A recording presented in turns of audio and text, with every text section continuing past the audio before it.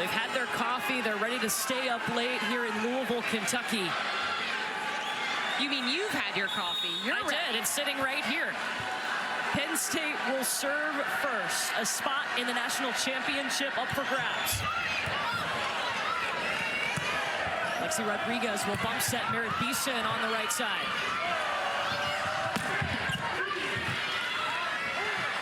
Taylor Trammell in the middle for Penn State, and she is blocked. Rebecca Alec, good start. Number 5 in white, quick one-on-one stop in the middle for Nebraska. So interesting, we got to call Nebraska's regional, and in their regional semifinal, they had to wait to play the second match, and it kind of threw them off a little bit. So I'm interested to see, they had to wait again tonight. They did, and it was a long first match. It went over 2.5 hours. Similar thing happened in the regional, to your point. They came out a bit slow, lethargic against Dayton. Harper Murray told us this team is all about their routine a little bit disjointed here tonight. It'll be interesting to see if they learned from the experience a week ago. Caroline Juravicius, the redshirt freshman, with the kill in the first point for Penn State.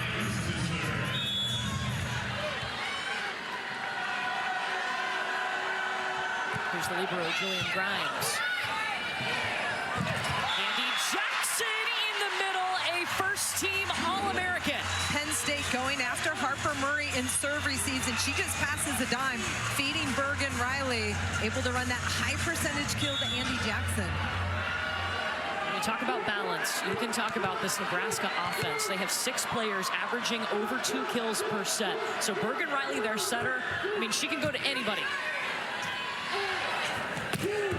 Jess Merzik, and that's just long. Point Nebraska. Jess Merzik trying to hit that deep corner, missed by an inch. I like the choice. Just missed on the execution. Merzik started her career, played 3 seasons at Michigan before transferring over to Penn State.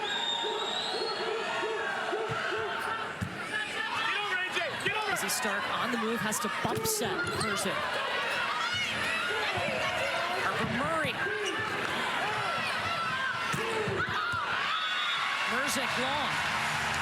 You gotta imagine high energy, adrenaline, you're amped up. You gotta settle in a little bit. I do like that she's swinging high and deep, but she's gotta get a little bit more on top of the ball, and Penn State's gotta get in system out of service, Polly. Agreed, that first contact needs to be up in front of that 3-meter line for Izzy Stark. It's 3 straight points here for Nebraska to start the match. Maggie Mendelson in the middle.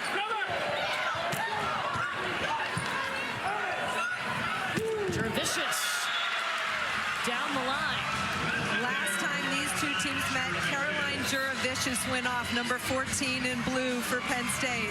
She had a big match, so look for Nebraska to key on her defensively. And Nebraska knows her well. Her freshman year, she was at Nebraska last season, redshirted. Her and Maggie Mendelson, number 44 in Navy, in the middle. They both played at Nebraska. Jackson has owned the slide this year. Andy Jackson's dynamic, but what makes it hard to stop her is she picks off the ball in different places with a quick arm, and she saw a seam and got on top of it quick. You have to be so disciplined, up early and pressed fully over to seal the net, or else she's going to be able to use you.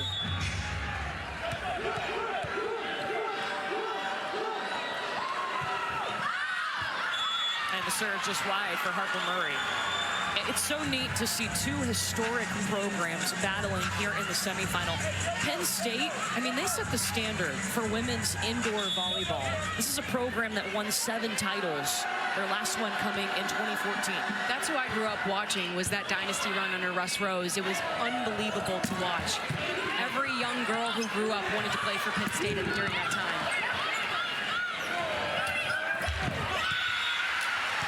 Taylor Landfair using the block. Katie Schumacher-Colley was a part of that. She was a player at Penn State, was a part of the 1999 National Championship team, and a 2-time All-American, now their head coach. She also spent 4 years working with Russ Rose on the coaching staff, learned a lot from him. They still talk often. Schumacher-Colley diagnosed with breast cancer a couple of months ago. Her team has rallied around her and gotten them to the semifinals. She said she's so grateful to still have such a fond relationship with Russ Rose. He calls every day. Yes, they talk about volleyball. They talk about life, of course. Sometimes he says, why the hell did you do that last night? There's a lot of that coming from Russ Rose. We all know that. He's old school. He is.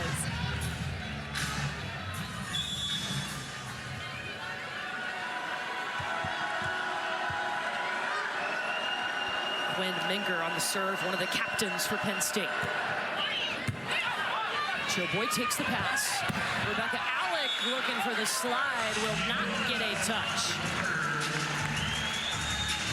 Perfect pass by Lainey Choboy in the backcourt. Rebecca Alec just missing that corner long. No touch on that.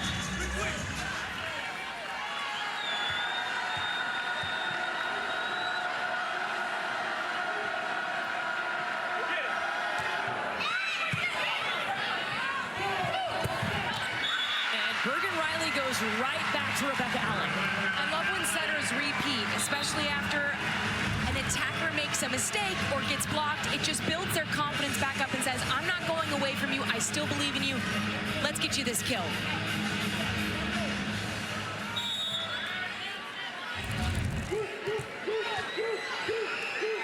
So Bergen Riley, the back-to-back Big Ten setter of the year on the serve. Start calling on Cameron Hanna. Taylor Landfair too far off the net, and Taylor Trammell's going to eat it up. Taylor Trammell's having the best season for Penn State, but she's always been good defensively. Her offensive numbers have really improved. Izzy Stark and her have a wonderful connection in the middle. It was so funny to listen to Izzy Stark and Taylor Trammell talk about how they started that connection. Izzy Stark came in January as a true freshman, as a setter, and Taylor Trammell immediately was blunt with the feedback. She said, I don't have time. I'm on the back end of my career here. If we're going to make a run to a national semifinal, you got to get with it quickly. And so she did give her a lot of feedback, and she told her how she wanted to set. And Izzy Stark said sometimes it was a lot to handle. It was a bit overwhelming as a freshman, but she said, we built a great sense of trust together, and it's led to a connection that's been necessary to their success this season. Olivia Mauck pulling out the ace. John Cook is notorious for making fun of Olivia Mauck serve, calling it wimpy earlier in the season, but this is the strongest serving rotation for Nebraska.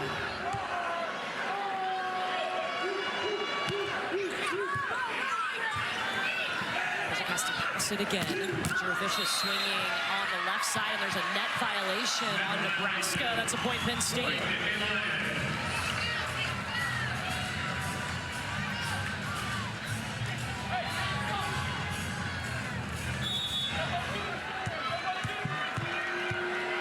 Penn State had to play an epic match Sunday night against Creighton. It was a late one. It was a whiteout. They went 5 sets. A thriller to make it here to Louisville. And they said in that match, they felt a lot of relief, right? There's pressure, certainly for Louisville to make it to this point, but there's pressure as a 1 seed because the expectation is you're the 1 seed for a reason and you're expected to make it this far. But Creighton pushed them to the brink, but an excellent performance in that 5th set by Penn State.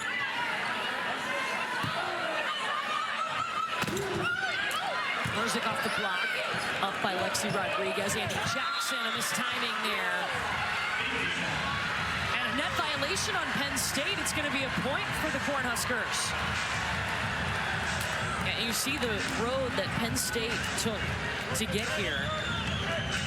That Creighton match, it started at 8:30 local time on Sunday night. John Cook was asked, did you, after your match, did you go and watch Penn State and Creighton live? He said, I watched Yellowstone first, and then I went, which, if you know him, not surprising. Makes sense.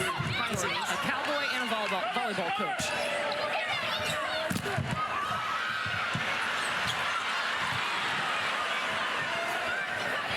Izzy Stark setting that, falling to the floor.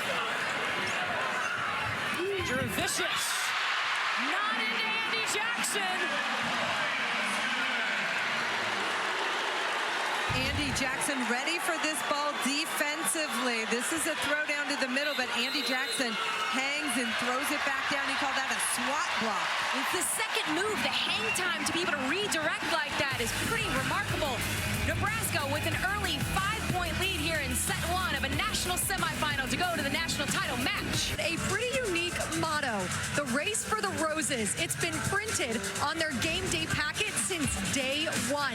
And at practice yesterday, they sported the motto on their shirts and a rose on their backpacks. This, of course, draws on the Kentucky Derby, which is known as the Run for the Roses. The tradition started in 1896, where a 40-pound, 60 roses garland was presented for the Kentucky Derby winner. And while the prize for winning this championship is not that, I think volleyball players would argue this trophy is just as good. Madison, we're going to have to get you out to the Kentucky Derby. It is a bucket list item. Have you guys been? No, I haven't. Okay, well, maybe next year. May. Well, John Cook clearly is going to want to go too. Yeah. He said, remember, Nebraska has already come and played 2 matches in here earlier in the season, and he got the chance to go to Churchill Downs and see some of the horses. He got really excited telling us about that. Tooling the block, Caroline Juravicius. Caroline Juravicius was a bright spot last time these 2 teams met, and she's had a fantastic start. 3 kills on 5 swings already from the right side for Penn State.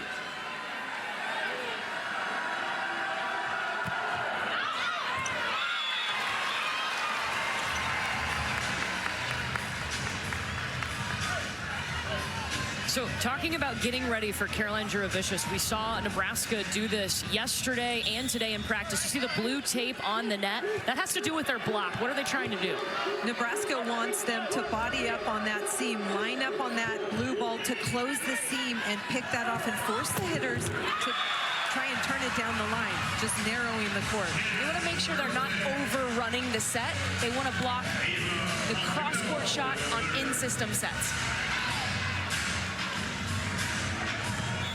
Caroline Juravicius, last time they faced Nebraska, she had a career-high 18 kills, hit .414, and the Huskers haven't forgotten that. No, John Cook said she was the X factor in that match. Maggie Mendelson out of the middle, the former Cornhusker. Tough serve, creating that point opportunity for Mendelson at the net.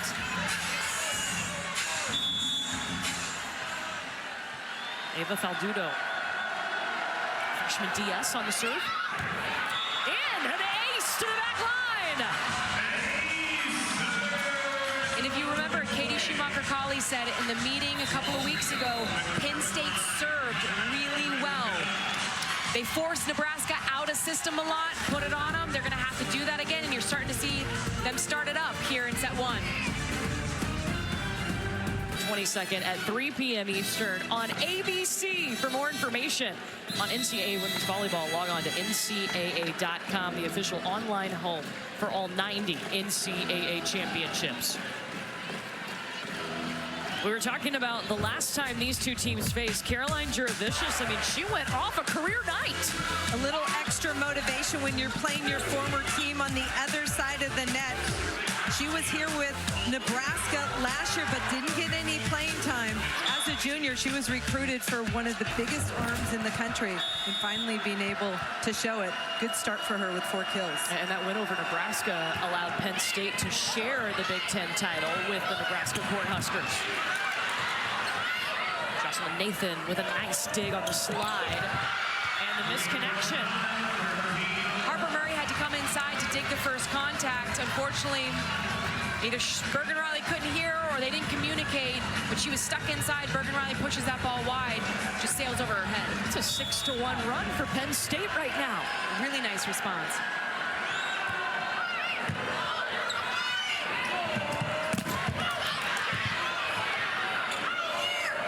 Back to Murray. And it hit the antenna. That is out. A point for Penn State, and they have the lead. Incredible scoring run right now for Penn State, and it's service, pressure, defense. Harper Murray tries to turn this down the line. Hits the inside of the antenna.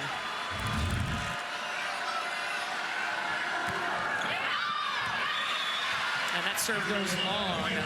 Tied up at 14. You know, in that first meeting, Penn State held Nebraska to a season-low 154 hitting percentage. Cornhuskers right now hitting 111.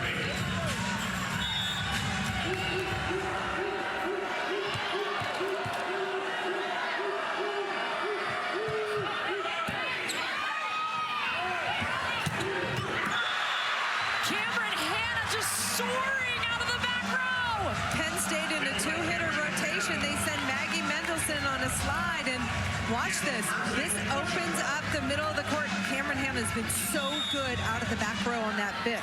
But it's something they recently started doing.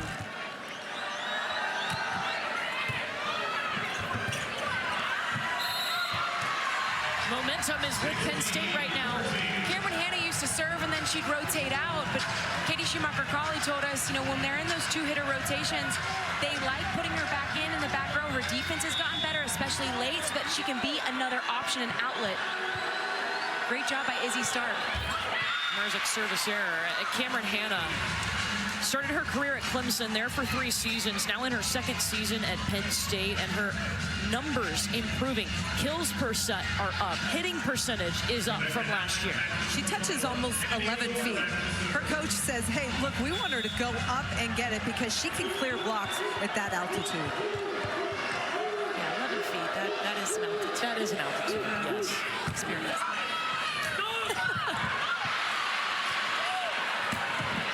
Kennedy Orr with a beautiful up. Cameron Hanna now on the left pin, and Orr is just digging like crazy.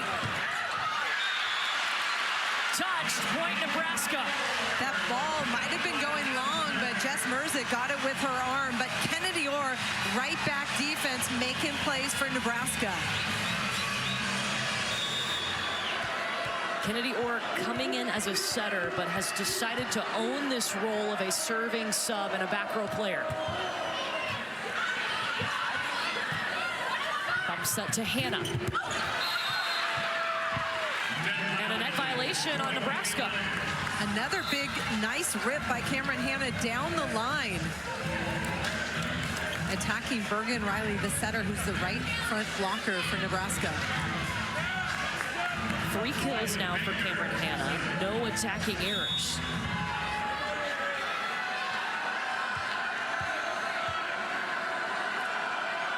Quinn Menger here.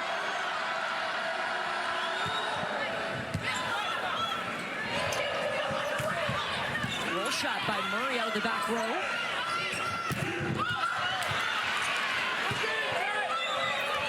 Landfair will get a swing off. And Hinkle Little's keeping that play alive for the Huskers. Just such good backcourt defense. Solid, keeping the play alive, and a nice job by Taylor Landfair. Just take something off of it and finesse this. Look at Lady Choboy, gets a hand out. Lexi Rodriguez throws up an excellent out-of-system set. Well placed by Landfair. Taylor Landfair, someone who has worked herself into the lineup later in this season. The transfer from Minnesota, where she was the Big Ten Player of the Year a couple of seasons ago. And that got the crowd on its feet, seeing Merritt Beeson have success. Look at the set from Rebecca Alec. Beauty! Absolutely beautiful. And Merritt Beeson's able to put it away cross court. The Cornhuskers love it. When a non-setter steps in and puts up a juicy set in transition, it's a beautiful thing. A middle blocker, no less.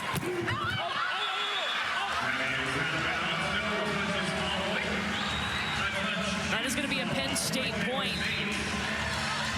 Knotted at 18.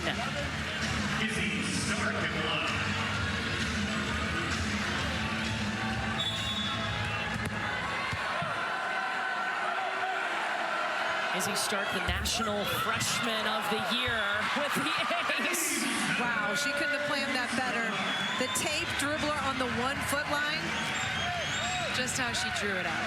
Right. Stark getting the chance to play with her sister, Angelina Stark. Grew up playing volleyball in the backyard with her family. Both of her parents played volleyball in college. Merzic diving to save it.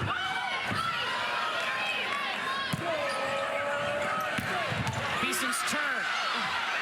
Jillian Grimes all over it. Back row, Harper Murray. The entire Nebraska team thought that first ball was down, but pretty sure Grimes slid under it. That's why you play to the whistle and you continue to battle, and they get the transition kill.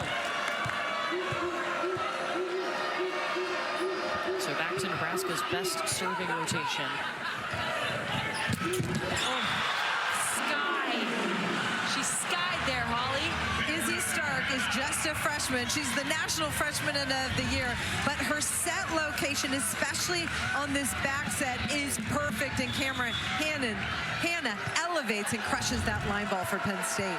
Izzy Stark told us yesterday it was so critical for her to get here in January so that she could learn these hitters. She got to go on the foreign tour with this team and get that bond. It's showing up on the court. Not only that, she came into college, she had run a 6'2". That means she was hitting in the front row. She had never set a slide. She had to learn how to set a slide. So that was a big adjustment. Then she got to get in the weight room, get strong. She's been so impressive. I love the strength of her hands and her decision making. And then became the National Freshman of the Year. Juravicious long, and Katie Schumacher-Colley told us she was the one that got to tell Izzy Stark that she got that award, and it was a pretty cool moment. She said she was so excited, a bit shocked because she's been so focused on the tournament. She didn't realize when it was being announced. But Katie Schumacher-Colley said what makes this team special is everyone was so excited and happy for Izzy. They're happy for one another's success. Hung on the top of the tape there. Back to Merzick. 4-4. There it is. We mentioned this in the open, that sharp cross-court wrist away, thumb down. It's a textbook shot. Look here, inside Harper Murray. Threads the needle right inside the 10-foot line. It's such a hard shot to hit, especially when you're off the net like that.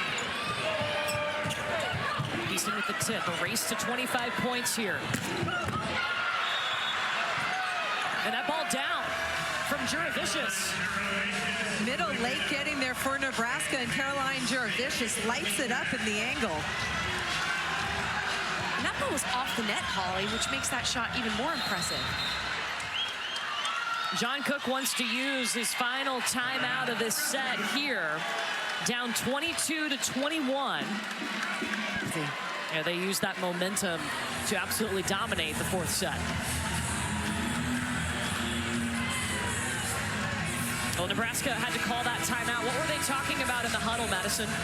Well, Coach John Cook gave them a second to breathe, and then he says, I need a quick side out. I need you to over-communicate. And then about the blocking, he says, we're up too high. They're using us. I need to see you press. It's a really good point, Madison. They got to seal the net against these Penn State attackers. Start going to the veteran, Merzick. Merritt Beeson hopping up after it, and it goes long, was not touched. Little matrix move there from Izzy Stark.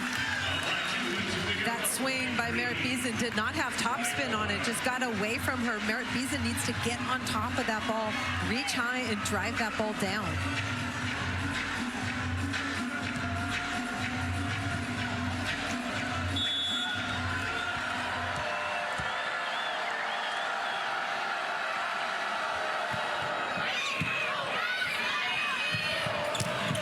Jackson behind Bergen Riley. Olivia Malk, the freshman in the backcourt for Nebraska, just delivering a perfect pass to Bergen Riley. In the block a little bit early on at Andy Jackson, who goes wrist away down that line.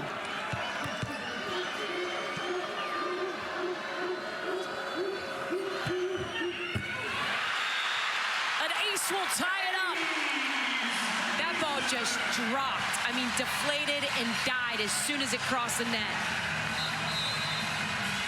And it's going to force Penn State to call a timeout.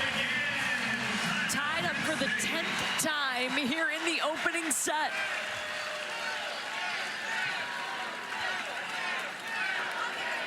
For Penn State, they need to do the same thing. Lock in, communicate on that first contact, and then clean up their block and make a stop, because they've been getting good block touches and opportunities to swing in transition. You know, we talked about this in our first semifinal, Louisville and Pitt. Same thing for Penn State and Nebraska. They know each other so well. I mean, they're two teams that play in the same conference. They shared the Big Ten title. So you know the weapons and the strengths of each other. You do, and you know that the defense is so strong and stout on both sides, especially in the backcourt. So you can't get frustrated as an attacker. You have to be really patient. I thought it was interesting. Jess Merzick told us yesterday, I know that my first swing is likely not going down. I'm going to have to take a couple swings within a long rally that's finally going to get us a point. So you've got to be able to withstand that mentally and physically. This is the 12th time that these two have met in the NCAA tournament. And Nebraska leads those tournament matches. They've won 8 compared to just 3 for the Penn State side.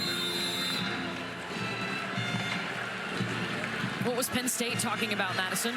Coach Schumacher-Cauley was saying, attackers, I need you to work really hard in transition. Get off the net quickly. We're getting good block touches, but now we need to convert in transition. And the point about scoring in transition is usually you don't see a first ball kill, right? You don't see a first ball side out because these long rallies are taking place. Transition becomes key.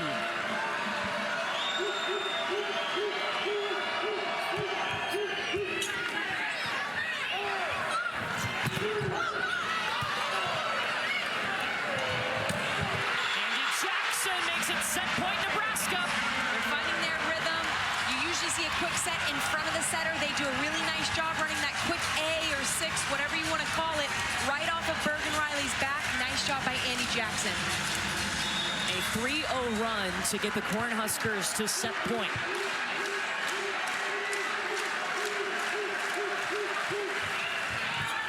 Short serve.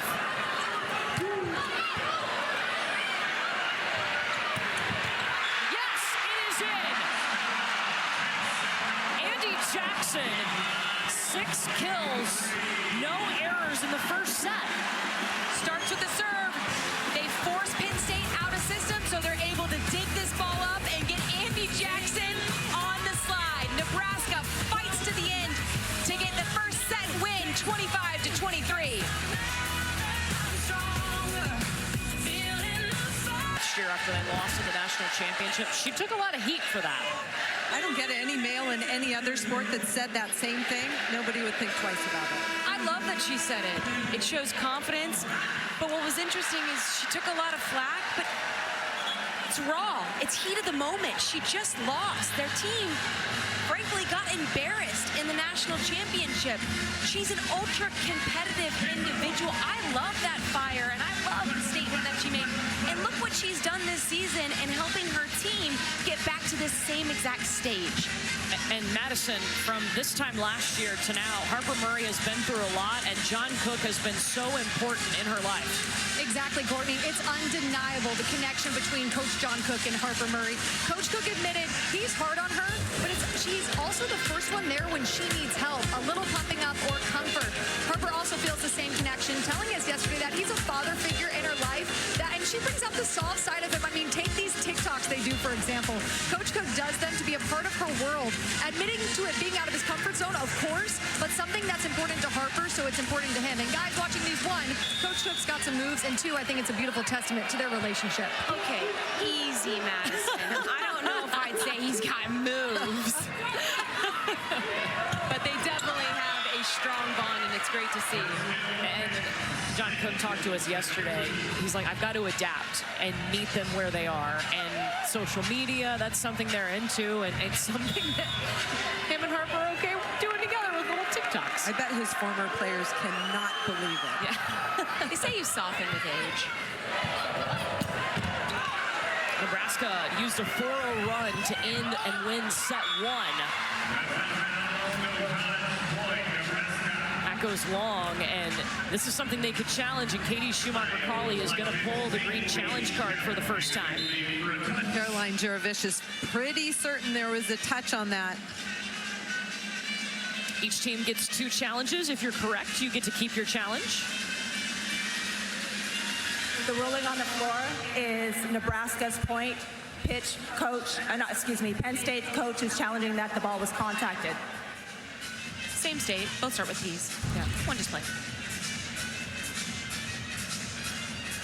Ooh.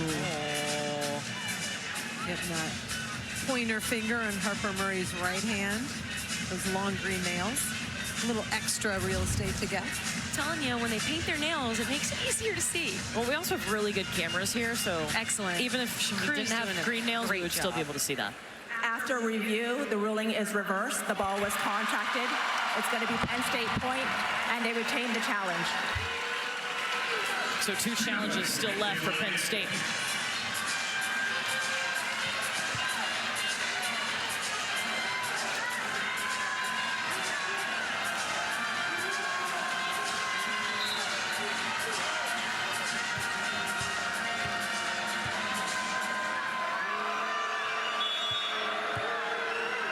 Jillian Grimes on the serve for the Nittany Lions. Nice dig by Nathan. Jocelyn Nathan in the backcourt for Penn State, proving she can keep the ball off the floor too. And then Merzick, flat swing high off the block for the Penn State point. Jocelyn Nathan coming off a career high 9 digs in the match against Creighton on Sunday.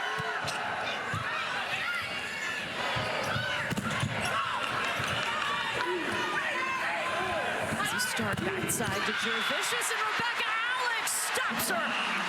Rebecca Alex so good at getting outside quick laterally to close that block with Harper Murray. Watch the hand just forming a Nebraska wall right there. Rebecca Alex 6th in career blocks in the rally scoring era, over 400 in her career. And just a little mishit by Mendelson. As a middle attacker, you want to stay behind the ball. She got a little bit in front of it, and it was hard for Izzy Stark to feed her.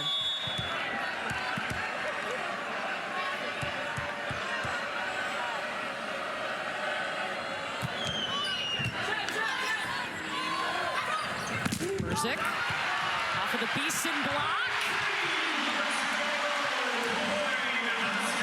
Showed you that blue tape that they were talking about in practice yesterday. A great setup here. She doesn't go too far wide. She stays inside mid-body point. Andy Jackson closes. And you see the happiness from the 2 of them on the pair. And you see they close that seam. There's no seam to attack. This Nebraska team 10th in the nation in blocks per set. They're 4th in the nation in opponent hitting percentage. Harper Murray's going to roll through the block. And she just able to kind of skirt it over the net there. She takes some off of it. It was a really high set from Bergen Riley. She times it well, waits, and then just mixes it up with a little bit of finesse. Nebraska doesn't need to beat you with speed. They beat you with their physicality.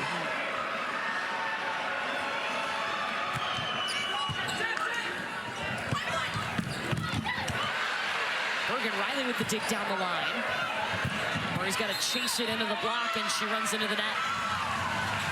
Missed opportunity for Nebraska. Bergen Riley, fantastic dig, but that ball set too tight for Harper Murray to do anything with. That's what we call a trap set. Lexi Rodriguez immediately turned to Harper Murray. My bad, way too tight.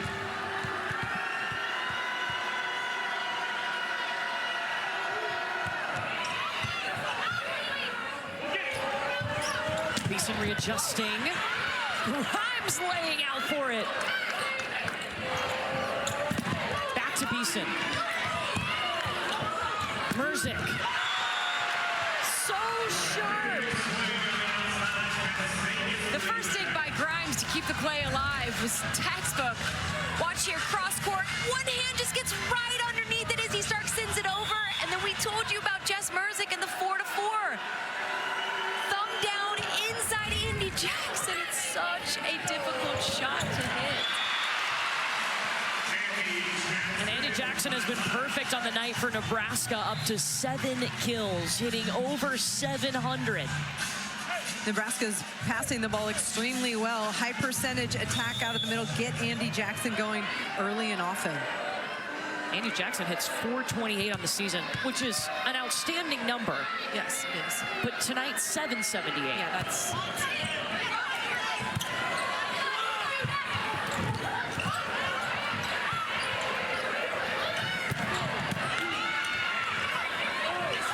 They push it out to Merzick. Harper Murray. Cannon!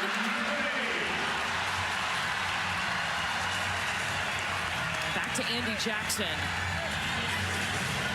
Had a really nice freshman year. No sophomore slump here.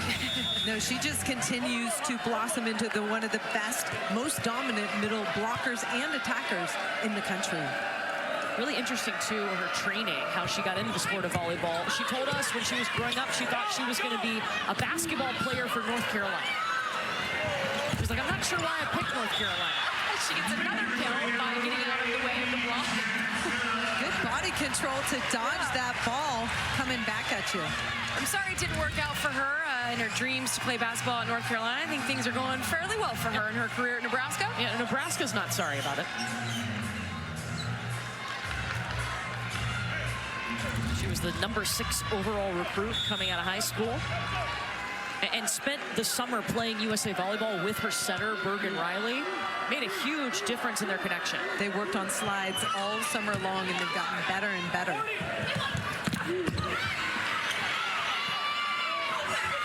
Merzik. Second time's a charm. Jess Merzik has all the offensive tools. We've seen her go 4-4 like Katie likes to see, but also a couple high flat swings, using the edges of the block. She's used to carrying a big percentage of the offense for Penn State. Was a National Player of the Year semifinalist this season. I mean, it's almost automatic. It is. Every time they set her, right now she's getting a kill, whether she's doing it on the other side of the court or she's doing it by tooling off the block. She's had 11 swings with no errors. So that puts her above 800, 9 kills.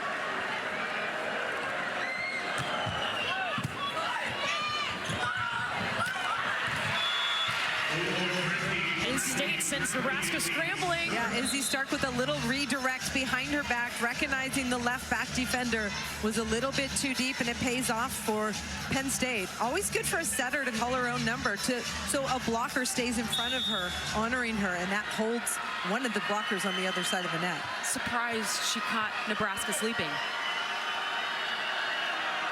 As both being setters, would you rather get them on the dump or get them on the joust? Both are fine.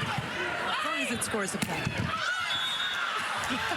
joust, though. The joust. Yeah, that's some pride. Yeah. You can get him on the joust, because usually you're going against a middle blocker who's much taller than you. Right. Yeah. Big time flex right there. Big time flex. It's a point of pride. John Cook is going to challenge this.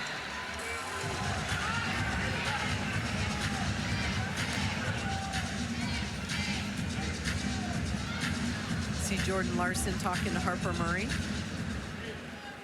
on the bench. The ruling on the floor is it's Penn State's point because of a touch. He believes it was not contacted. So Nebraska challenging that there was no touch on this. Could you imagine having that kind of role model on your own bench in Jordan Larson? Amazing.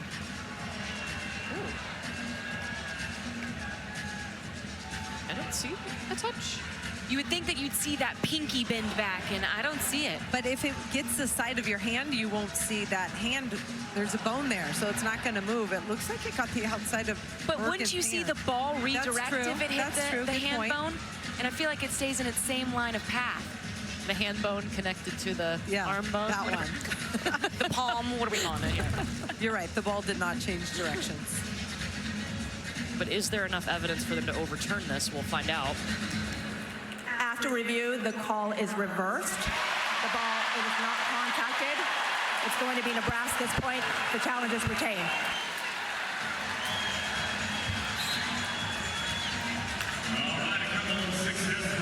So each team still has 2 challenges.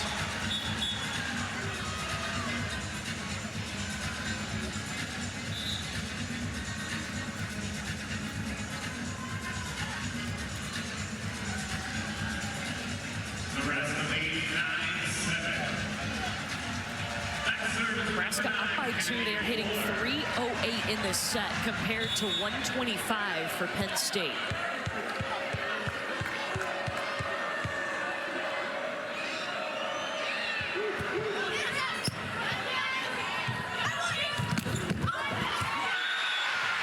That dropped in off of the block. So it is a point for Nebraska. Bergen Riley, number 2 in white, sets up that block. And then Rebecca Alla does her job. She's a little bit late closing, but presses her hands over the net, and good things happen when you do that as a blocker. Penn State out of system swing for Cameron Hanna. Lady Choboy. So they can set up Harper Murray. What a dig by Choboy. Penn State was out of system, but Hanna still gets a great swing on it. Choboy pops this ball up, and Bergen Riley goes straight up the middle to Harper Murray. Look at the high fly for the kill. A 4-1 run, and Penn State has to call timeout here in set 2 in our semifinal. Lexi Rodriguez, a finalist for the National Player of the Year. She's the Big Ten Libero of the Year. And right now, she is 2 digs away from tying the Nebraska career record. Her story is pretty fun. John Cook didn't want to recruit her. He said she's too small. She had come to his camp after 8th grade. And his former assistant coach, Caleb Anworth, said, no, John, you have to take her. Like, really was... He refused to take no as an answer, and she actually committed before she started high school. Could you imagine if he hadn't taken her? She's No. a 4-time All-American. Only 3 players have done that in Nebraska volleyball history. She's the first libero to be able to do so. Katie Wilson and Sarah Pavin, the first 2 to do that. And she's got a chance to be the National Player of the Year. That award will be announced tomorrow.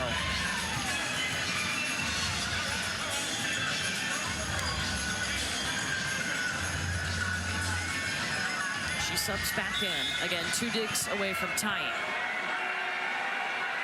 Here's Izzy Stark.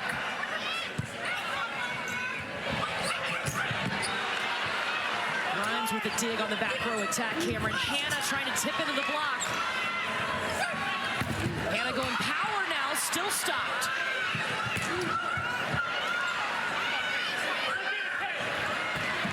Taylor Landfair cuts it cross court. Taylor Landfair found her way into the Nebraska lineup. John Cook said, look, she can do things that nobody else can do, and her physicality on that left pin is impressive. Something we're seeing her do a lot more than we have in the past few years is smile. She has found her love for volleyball again. She credits her teammates with helping her get there. What a dig. Jurevicius stopped. Rejected by this Nebraska block. Bergen Riley, excuse me, Merritt Beeson. Check out this dig. Bergen Riley just bodies it, gets blown up, but pops it up in the court of play, Holly. Sacrifice their body, and then the block defense by Merritt Beeson on that pin, shutting down the line of Caroline Jurevicius. Nebraska has 5 blocks in this set. That's wide. We talked a lot about Nebraska's backcourt defense, but right now, the first line of defense is at the net. The block's getting it done. 7 blocks on the match for Nebraska. This is a Nebraska team that in the tournament holding their opponents to 0.66 hitting. Wow. Penn State's hitting 0 in this set. And it's not getting better. That Nebraska block is getting better, though. Rhythm off offensively for Penn State. It looked like Cameron Hanna was early and had to decelerate to that ball, which is hard to hit past the block when you're doing that. And Katie Schumacher-Colley is going to use her final timeout in this set. Going back to Cameron Hanna, and you see she's on the way down. Taylor Landfair at 6'5", and Rebecca Alec with the big block stuff. I think Nebraska's pin hitters do a really nice job of recognizing when their middle blocker is there and going to close in time, and when maybe they're a little bit late. You saw Taylor Landfair recognize that, and she reached into the seam as Rebecca Alec was trying to work her way out. That's why she was able to get that block. Really nice job. It's been an all-around effort from all of these Nebraska players, but at the top of the stat sheet right now for the Huskers is Andy Jackson with 9 kills, hitting over 803 blocks.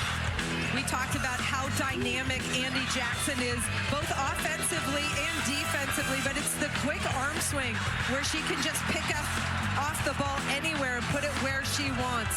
What a fun target for Bergen Riley to set. I love the passion, too. She plays with a swagger that it feels like her entire team feeds off of. You know, we talked to Andy Jackson yesterday. She said her biggest area of improvement has been her block. And she credits playing with Rebecca Alec as as well as Layla Blackwell. Layla Blackwell's played a ton of volleyball throughout her career. She transferred us to Nebraska this season. Andy says the two of them have really helped her develop and grow as a blocker this season. You're seeing her reap the benefits. Penn State had to call that timeout. What were they talking about, Madison? It was all Jess Merzick. She was saying we have to be smarter with our attacks. We can't rip it into the seams. We have to swipe. We have to be versatile. We have to swing high. And it's good advice because Nebraska's block has heated up. I love that Jess Merzick steps up when they're struggling, talks to the team. She walks the walk, and her team really respects her. A first-team All-American this season is Jess Merzick.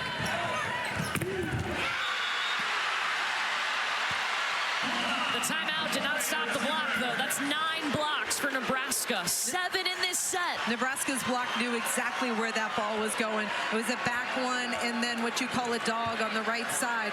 They should have gone out to that far left pin.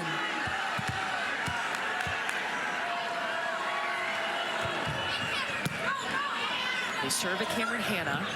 They'll try the other side with Juravicius that hits the block into the antenna, so a point for the Nittany Lions. And that's what you need more of if you're Penn State. As an attacker, you got to be able to use the block, not hit low and tight to the net, right into their hands. We've seen a lot of that, and that's why Nebraska's capitalizing on these blocks. You got to go high and deep or try to tool and swipe.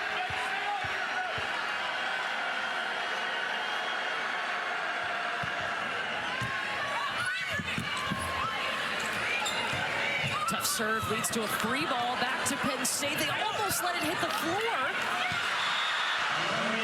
Nebraska lets it drop.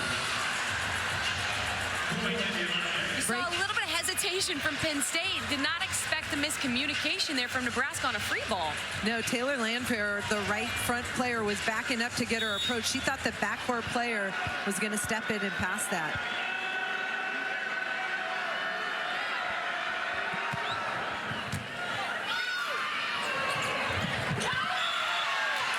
Rebecca Alex stopped in the middle by Trammell.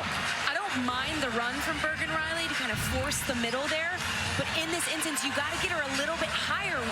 Rebecca Alex really high off the ground. Get her up so she can go contact that at a high point and work around the block. There she kind of trapped her.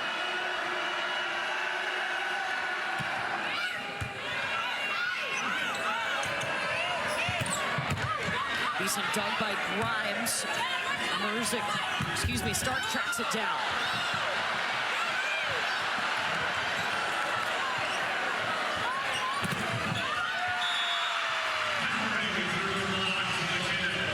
It's a 4-0 run for Penn State. I definitely thought Nebraska touched that ball, and glad Penn State kept playing on that one.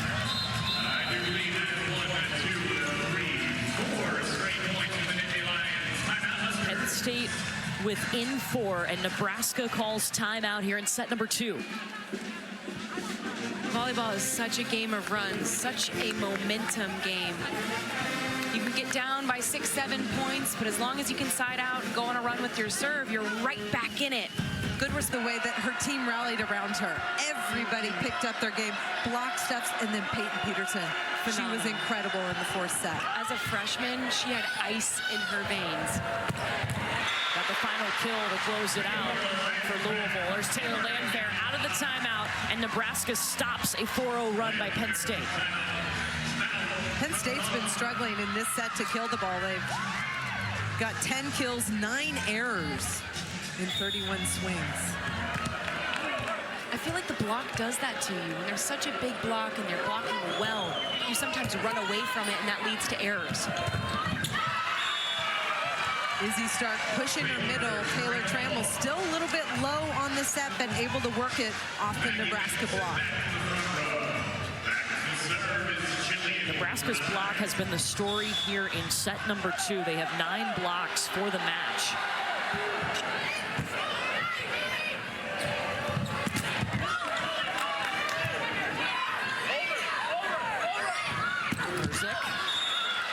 And Lexi Rodriguez foul out of the way to keep from touching that volleyball. Little matrix move by Lexi Rodriguez.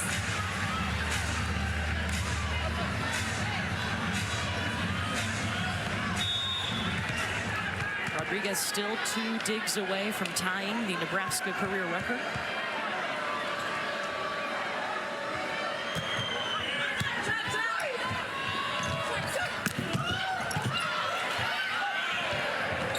Beeson right side, down the line. It's a kill. What a shot by Beeson down the line, Holly. They've been stopping her in the cross court with the late middle close, but this time she goes high, fast, down that arm. Jillian Grimes there and still can't come up with it. How she was able to get that between the hand and the antenna beats me. And Merritt Beeson hasn't had the best tournament. Her numbers have been down, but you don't see that let her get frustrated. No, and we covered Nebraska's regional, and I thought that John Cook did a really nice job talking her up in practice, trying to build her confidence, saying, you got to feel it, Merritt, go high and deep hands. And I love that he pulled her aside one-on-one. Felt like an intimate conversation. You can tell he really cares, and he's got a good pulse on what his team, his players need and when. Merritt Beeson transferred in before last season from Florida. She had lost her love of the game, but found it in Lincoln. We talk about Andy Jackson going behind the setter, but that time on the 3 set, watch Andy Jackson elevate. And the location from Bergen Riley makes this all possible. You see the seam, but Andy Jackson goes high over with the throwdown. She looks like a superhero in that replay. She is. 10 kills, and she has no errors.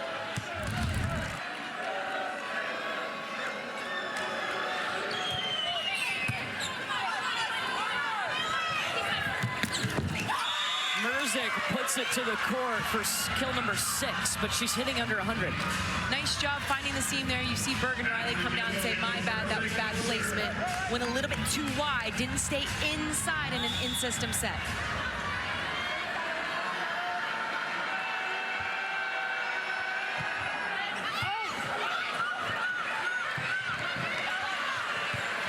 Free ball back to Penn State.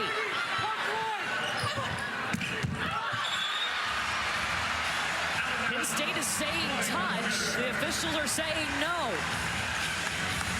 And Katie Schumacher-Cawley is going to challenge it. She's been correct in one of her challenges already tonight. Her players were adamant then, they were adamant now. The ruling on the point is Penn State's point. Is Nebraska's point. Penn State believes that the ball was contacted before going out.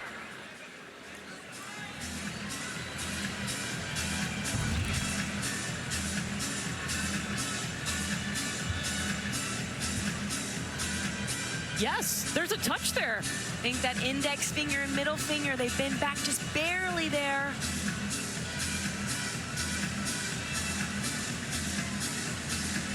Oh, wow. Yep. Great camera work. Cameron Hanna keeping it high on that swing for Penn State, paying off with a touch After there. review, the ruling is reversed. The ball was contacted. It's going to be Penn State's point. They retain their challenge. 2 challenges remaining for both teams.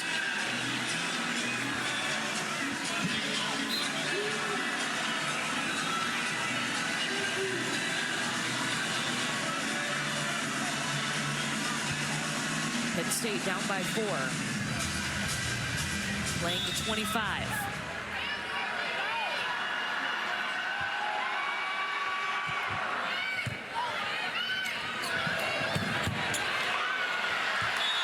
Yeah, the streak is continuing for Andy Jackson. No attacking errors. Give her 11 kills. It's double figures for the 12th time this season. Andy Jackson, she's elevating and terminating, and she's been impossible to stop so far. Everything she touches is gold right now. Came into this match 9th in the nation in hitting percentage. Exploding, hitting .846.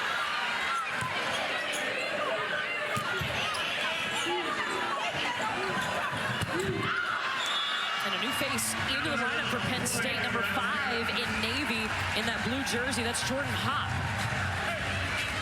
Jordan Hopp came in the match against Creighton and provided a spark off the bench, some offense, some defense in the middle blocker position. Katie Schumacher-Cawley told us total confidence in Jordan Hopp because she works her tail off in practice every day.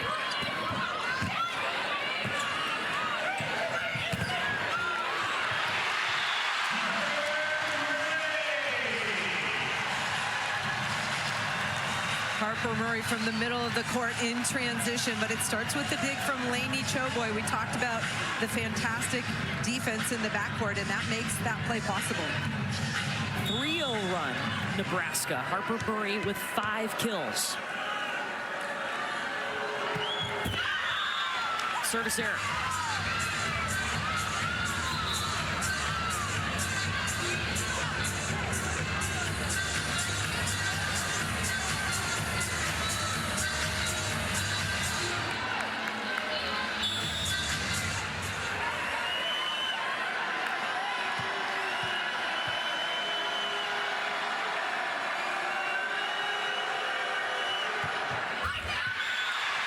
A service error makes it set point Nebraska.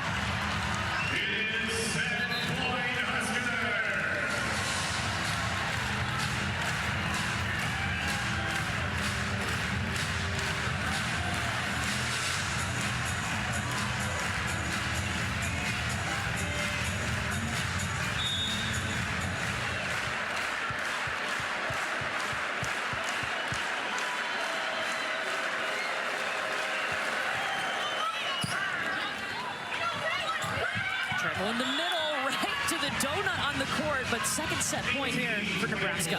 I love that decision by Izzy Stark running the middle. They need to get their middles going to free up the pins and trying to get some momentum on their side of the net right now.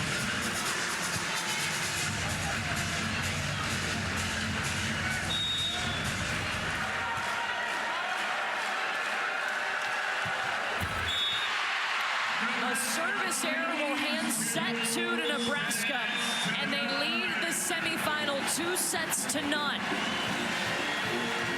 Nebraska's in order to extend the match won't be easy because Nebraska has won 103 straight postseason matches when they go up 2-0. Shout out to Jeff Muir, our statistician, for digging that one up. Where do you find things like, can we get him a mic? I have some questions.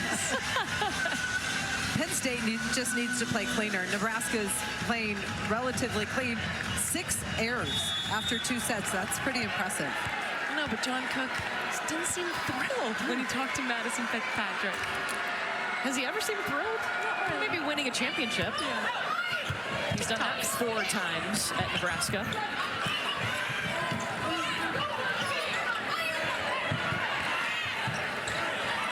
Caroline Juravicius off of the block into the antenna.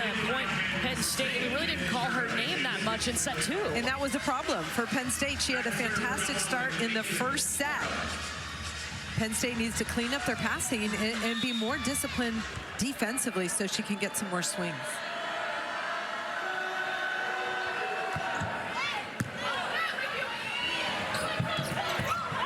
Beeson roll shot. They say it did touch the block, so able to play on. Grimes, the back set to Merzik. Juravicius dug up by Malk.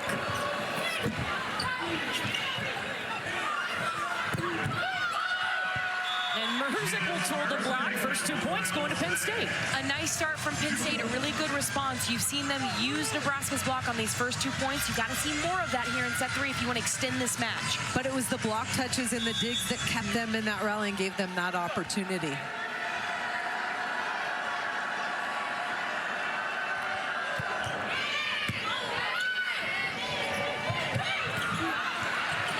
Izzy Stark with the up. But Penn State can't get it back over. Izzy Stark read that ball, just couldn't control it for Penn State.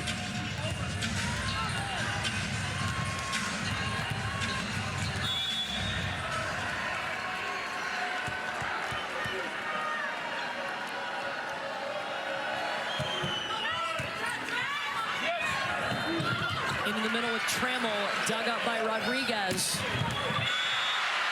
And Harper Murray swings and scores kill number 6. Nebraska turning digs into kills. They're controlling that defensive ball and then attacking right back. Nebraska does that so well.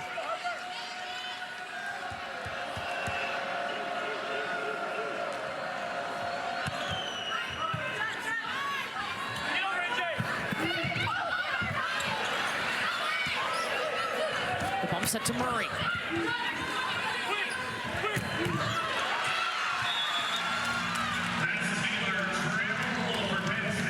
Well, we knew it was a sold-out arena, ladies. But we have a record, 21,726 fans. That is an NCAA semifinal record set tonight here in Louisville. Incredible. Wasn't it sold out a couple months ago before we even knew who the 4 teams were going to be? Yeah, it's been a while. The average ticket price over $100. Just crazy. It's awesome. There's a need, there's a want. Jack up those prices. Actually, make them a little bit affordable so families can come. But it's a good thing. It's a great thing. The game is growing, and rightfully so.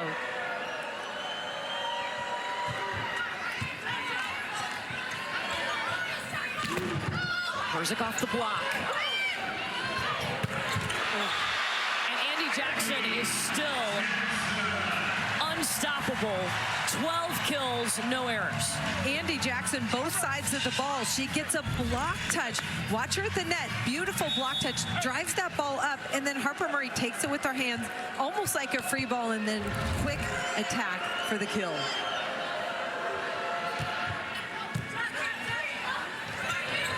Perfect pass. They go right side with Juravicius. Great response. Really nice run. You get a perfect pass. Izzy Stark has all of her options available. She goes back to Juravicius. As you mentioned early in set 1, Juravicius was the X factor for Penn State when these 2 teams met a couple of weeks ago. They got to continue to keep feeding her on that right side pin. Yeah, it was 3 weeks ago that Penn State handed Nebraska just its 2nd loss of the season. And they stuck with Jordan Hopp in the middle, too. Serving pressure was one of the big factors as well. Penn State was able to get Nebraska out of system and create those point-scoring opportunities last time they met.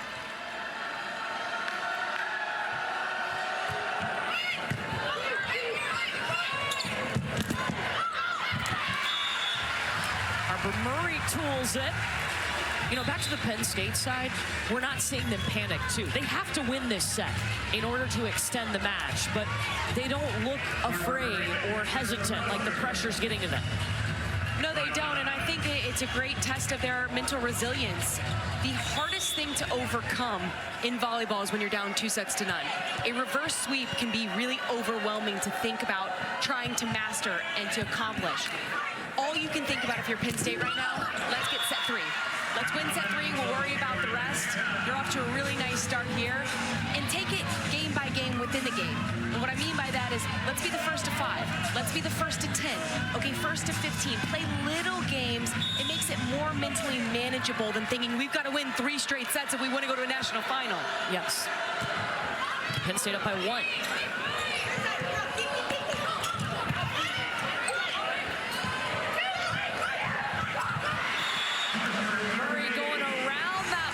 She's doing it from the back row. From the back row, we've seen her go a ton of cross body.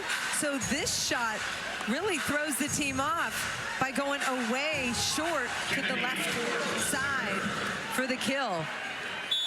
Places it just right out of reach of Grimes. Harper Murray carries such a load for Nebraska. It's not just the kills that you see her getting. She's having to pass. She's serving. She never comes off the court. It physically wears on you, it mentally wears on you, emotionally it wears on you. She's asked to do so much. Got a system swing here for Cameron Hanna. Landfair down the line. Out of system set by Murray, and Landfair just places it perfectly. Harper Murray was off the back line when she bump set that ball to Taylor Landfair. Wow. The key when there's chaos, bump it high and inside. Leave it high and inside and let your hitter go and get it. Great job by Murray.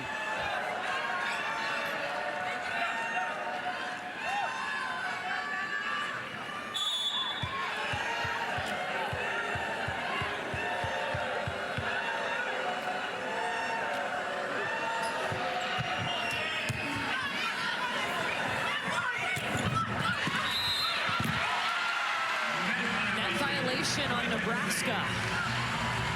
And if not, that was going to be a point for the Huskers with the block.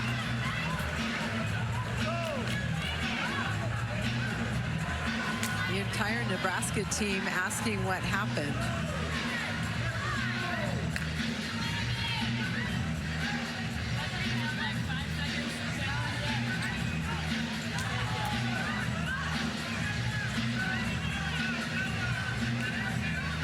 Katie Schumacher-Colley trying to talk to the up official about, well, what's the long pause here for? It's a challenge. But it took John Cook a second to decide he was going to challenge it. You see him ask Taylor Lanford, were you in the net or not?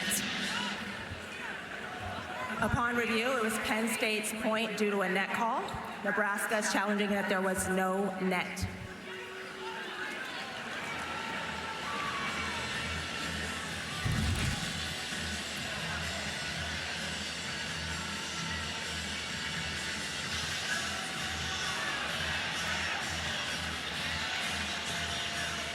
So the block, the ball clips the top of the tape as it's coming down. I like this angle better. But are the hands, the elbow, the front?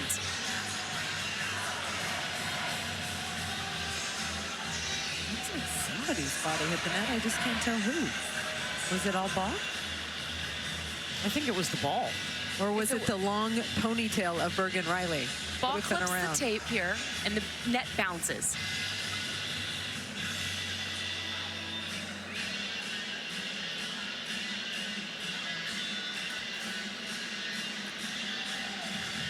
Almost looks like the, Does her leg on the bottom hit the bottom of the net? Of Taylor Lanford. but it's almost like the ball making the net bounce hits the net into them. You know what I mean?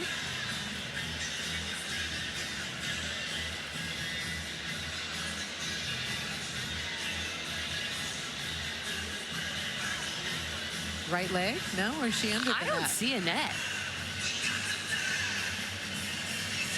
The original I thought that was our best angle, by the way. Agreed. Yeah, the original call was there was a net. After review, the call is reversed. There was no net. It's going to be a replay. Okay, so they stopped play because of the net, so they'll have to replay the point. Which is unfortunate because Jess Merzick hit into Nebraska's block and the ball fell on Penn State's side.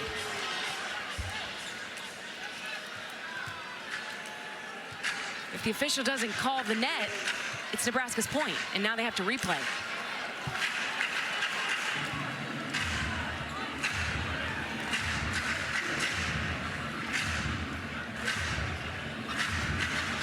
So both teams have challenged twice, and they've both been correct in those challenges.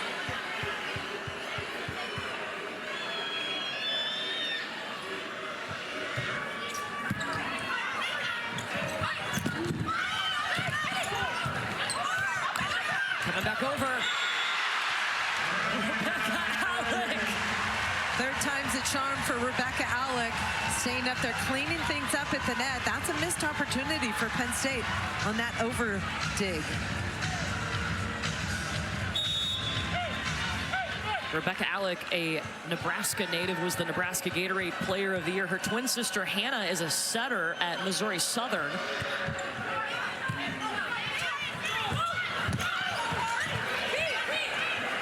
Going back over, and that's going to be a double. Remember, the new rule this year is you can double the second contact, but you can't double it and send it over the net. Correct. If it doesn't come out clean when you're setting one of your teammates, that's okay, but not over the net, and that one did not come off clean.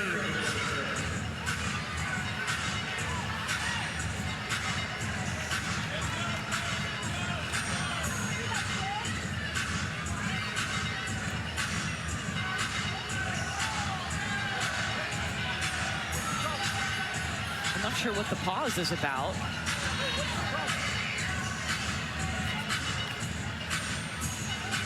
Looked like Bergen Riley was checking the score.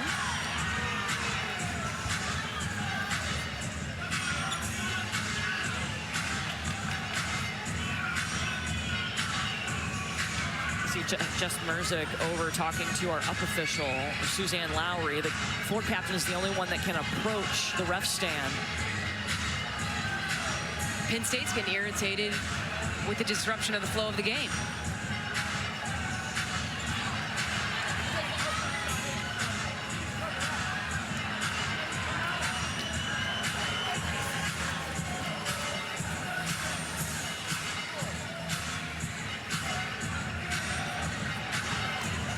I think Bergen Riley's just trying to double check, are they still in rotation, the correct rotation? If you're out of rotation, then it results in a point to the other team.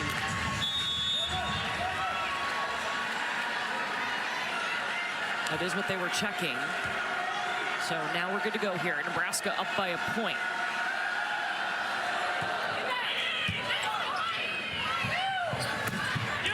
Rebecca Alec, it was touched.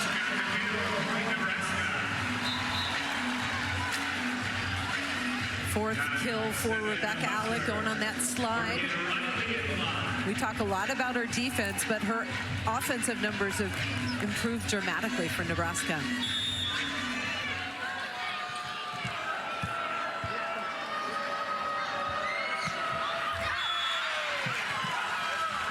Service error pulls Penn State back within one.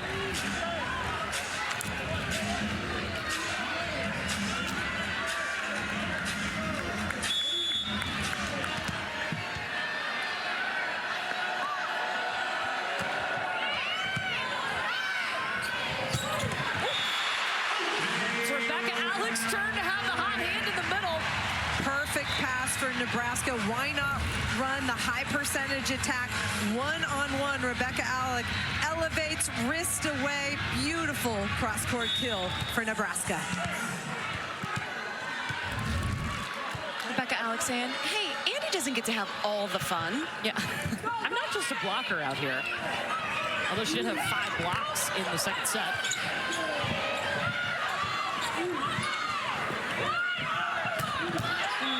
Down the line to Juravicius.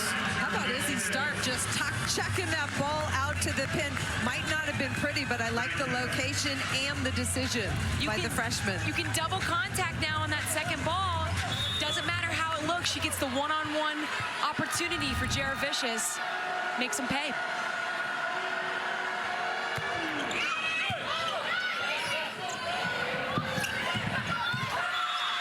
And Beeson trying to tip into the block. I'd love to see Merritt Beeson stay aggressive. Too much tipping. I think she's lost a little bit of confidence. She has not been able to find her offensive rhythm. Yeah, just hitting 125 tonight. Thought it was interesting that when we talked to John Cook, he said, you know, Merritt's not hitting at her highest clip. But he said, I don't think Bergen Riley's setting her very well. So they worked on that connection out in Nebraska between matches between Dayton and Wisconsin. But still, it's given them a little bit of issue here tonight. Taylor Trammell getting down and closing to Caroline Juravicius. Big block stop for Penn State. They need a lot more of that. Watch Taylor Trammell. She's late, but she closes that seam. Pays off for the big Penn State point. Trammell's family absolutely loves it. She's from Lexington, Kentucky, just 60 miles down the road. She's got her team a 1-point lead.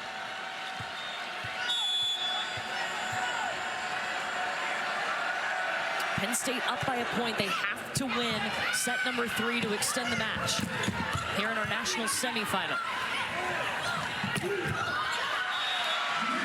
That one touch and a point for Penn State. In that Notre Dame-Indiana football game we were telling you about, Katie's going to make the drive up to do this game. Yes, I'll be on the IU sideline. They've got one of the best defenses in the country. They're going to have to try to slow down one of the best rushing offenses in the country. Should be cold and snowy, but Curtis worked for IU. He's Canadian. Grew up playing in the cold. Did you do some Googling for Indiana? Oh, yeah. Big matchup for the state of Indiana. 5-0 run for Penn State here. Backs against the wall, trying to keep that hope of getting into the national championship match alive.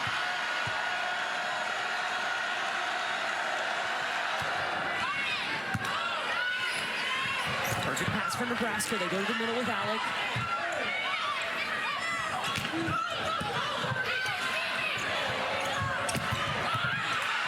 Trammell got a nice block touch, but Nebraska wouldn't be denied. Lexi Rodriguez, that should be her 8th dig, tying her for the record. It's in from Harper Murray, and a piece of history in that rally. Lexi Rodriguez has tied the Nebraska career digs record. How fitting that Lexi Rodriguez dug that ball and Harper Murray put it away. Harper Murray tapes her fingers, and one of the things that she writes on her tape is the number 8 for Lexi Rodriguez. Rodriguez, a captain, a leader, an All-American for Nebraska. 4 times an All-American. Penn State feeling it, and Jess Merzik's going to need to provide some offense right now. They need to try and pull away and put the pressure back on Nebraska.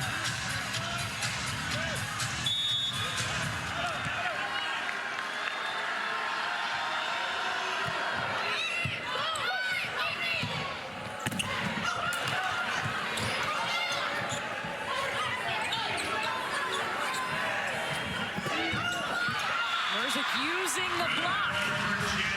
She's just doing a nice job showing her range.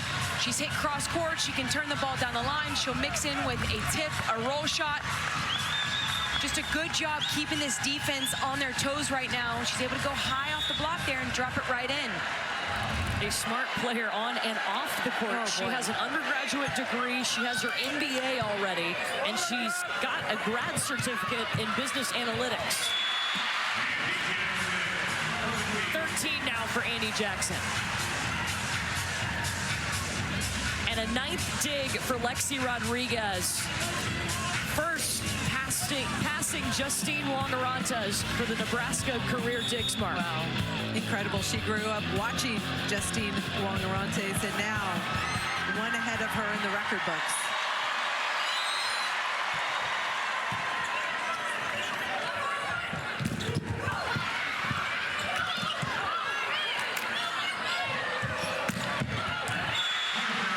Harper Murray into double figures, 10 kills.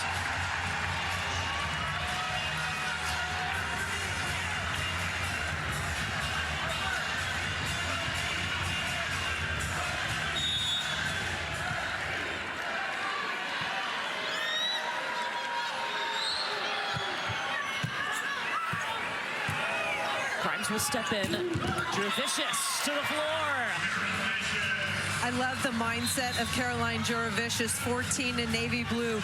She is not afraid to go take a big rip. She just got blocked, but responds, goes inside the block of Andy Jackson for the kill.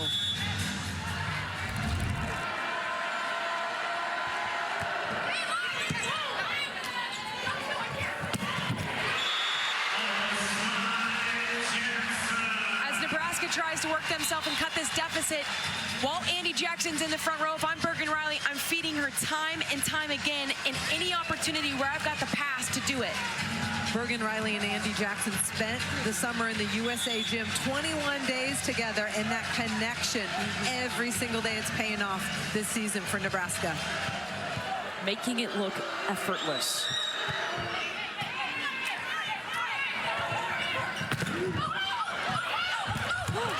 Nice up. Rodriguez saving this point. Showboy continuing on. Harper Murray diving. But Penn State will tool the block. The pursuit and the ability just to keep the ball off the floor. Look at Lexi Rodriguez run this ball down right by the officials' stanchion, and then Laney Showboy also keeps this one alive here. Harper Murray able to track it down, keep the ball up, but Jess Merzik puts it down.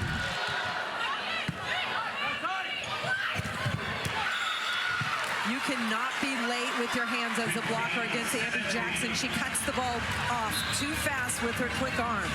15 kills on 17 swings. 0 errors. She's hitting .882. Good news for Penn State. She's off the court for Nebraska. She has tied her career high with 15 kills. Get a breather.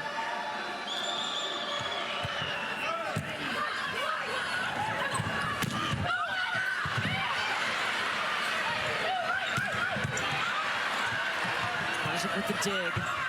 Cameron Hanna dug by Showboy.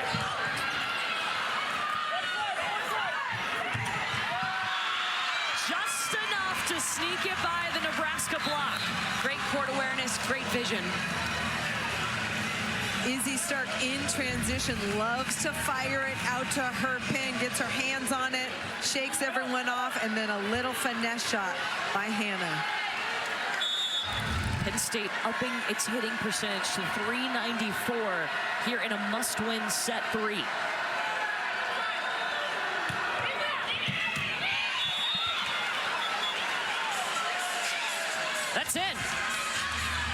An ace for the Nittany Lions. And Quinn Minger.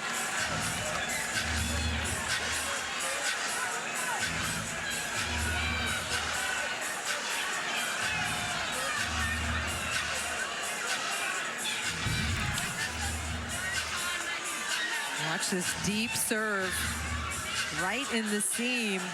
It's well in. Well in. Yeah. I thought so on the first view.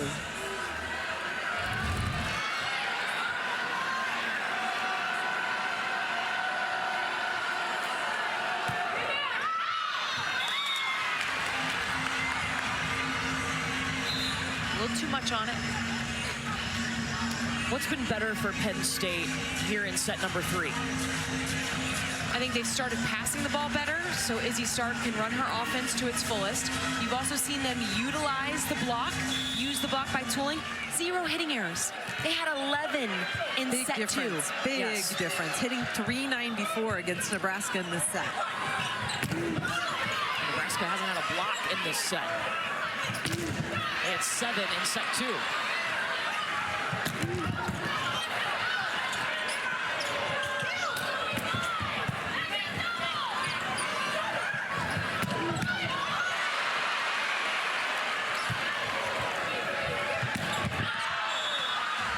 And it sails on Taylor Landfair. That puts Penn State at 20 points. Penn State staying in the rally, putting pressure on Nebraska, and it pays off with that last point. Timeout, Nebraska. Penn State has hit the red zone. They're 5 points away from forcing a set 4. Nittany Lions have gone on a 12-6 run since they were down 10-8 here in set number 3. We've seen some fantastic digs, nice block touches, putting the pressure back on Nebraska and getting transition kills. Alexi Rodriguez, we saw her make history moments ago. 10 digs in this match that puts her as the Nebraska career digs leader. She's relentless. She has great range, but she also reads the game so well.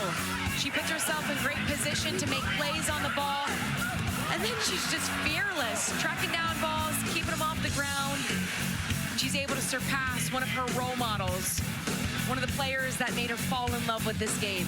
Team's game plan around her. They try to avoid her when she's passing in the backcourt because she's that elite as a passer.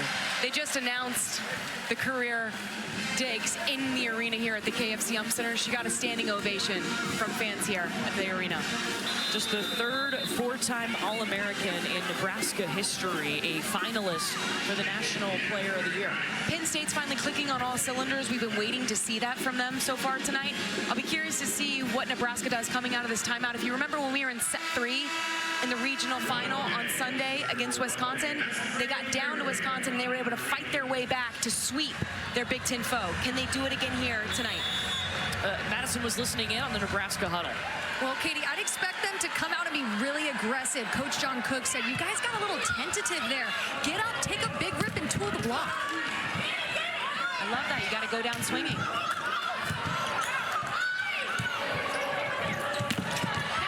Landfair getting hands. Taylor Landfair using the edges of the block. She turned that high down the line.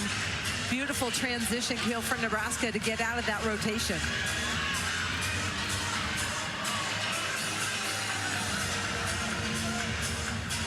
And Olivia Mount, the freshman Nebraska native, back to serve, their strongest serving rotation. And they're taking a look at Jess Merzick right now over on the Penn State side. Might have a little scratch on her arm. A little bit of blood that they probably have to patch up. There's a Band-Aid coming out.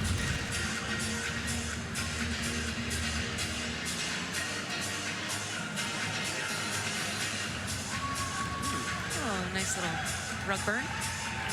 Those do not feel good. No, they don't.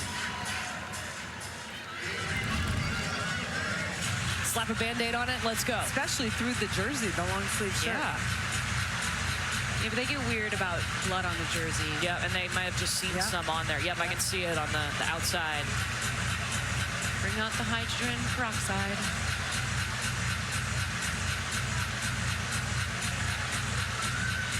We'll give the training staff a chance to clean that up.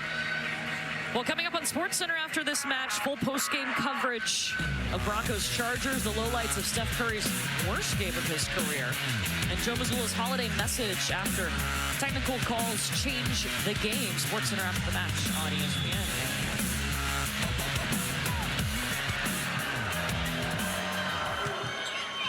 Winner of this match will play Louisville in the national championship on Sunday. Hey, Nebraska's block is back. First block of this set for Nebraska. Welcome back to the party. It's been a while since we've seen one of those. Harper Murray sets it up on the left side, and then Rebecca Alec again closing to her pin blocker, closing that seam up. 7 blocks tonight for Rebecca Alec. Tough serve, puts Penn State out of system. And Caroline Jurevicius not afraid of the block, though. No. Go ahead. Does a really nice job. Big arm, but good to get Malk out of serving because she's got a really nice serve that drops in there.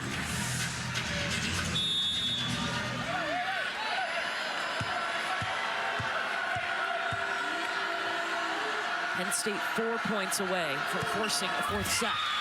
And a service error, an easy point for the Huskers.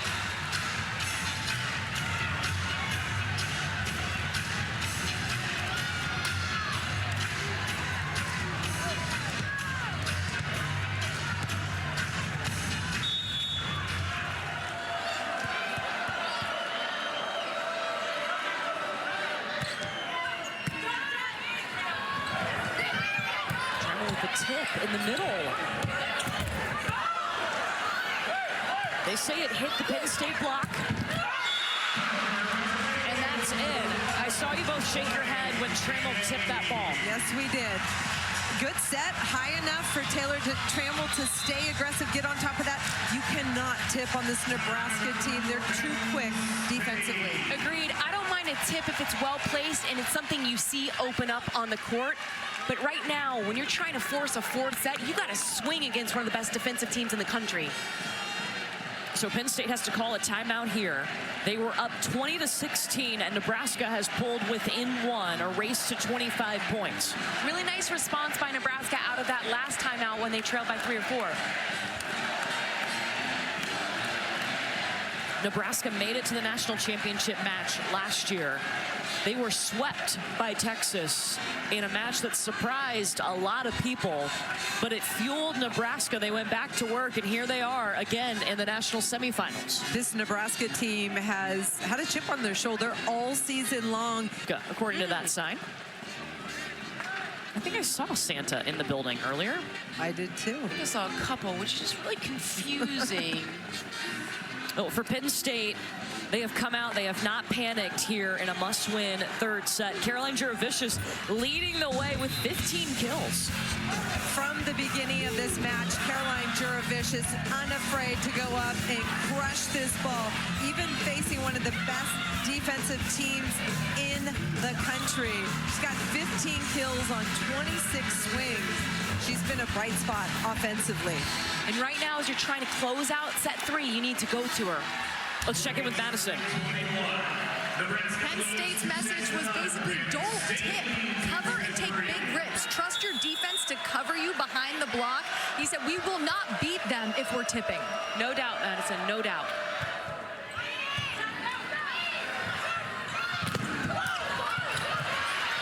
Lays out. Harper Murray. 2 wide, and Penn State up by 2.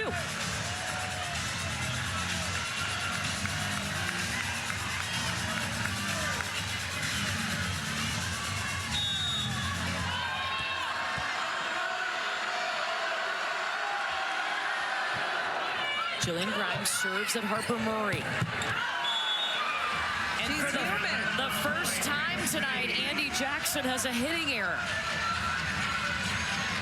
She took 17 swings before her first error tonight. She's been perfect all night long. Her first error comes in an inopportune moment.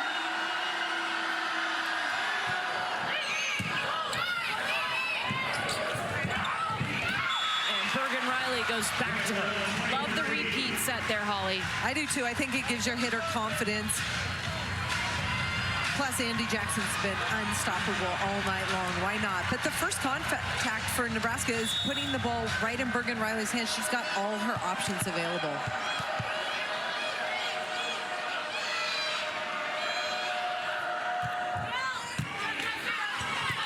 Stark on the move has to bump set. And Andy Jackson will flex her defense. You know, we mentioned that Merritt Beeson hasn't been putting together the numbers that we're used to seeing like in the regular season. How can you impact the game in other ways? Right now, she put a really nice serve in, forced Penn State out of system that allowed that block to set up perfectly against Jurevicius. Another one. This will be a free ball back to Nebraska.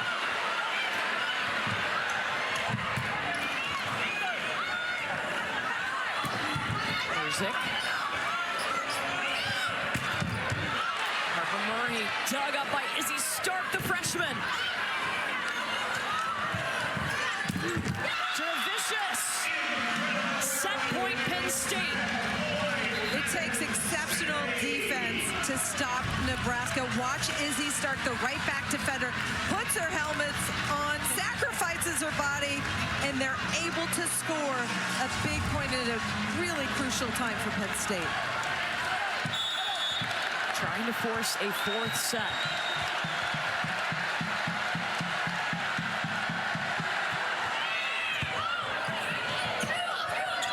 Murray will take the swing. Second set point coming for Penn State.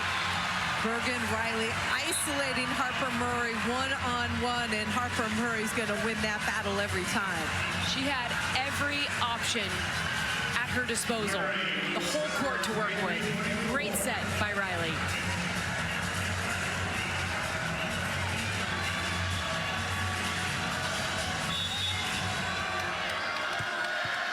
Second set point, Penn State.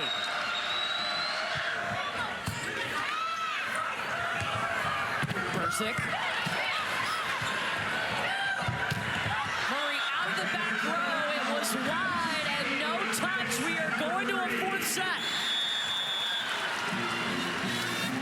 Penn State was able to make some plays at the end of that set and finish strong, but we saw some unforced hitting errors from Nebraska as well.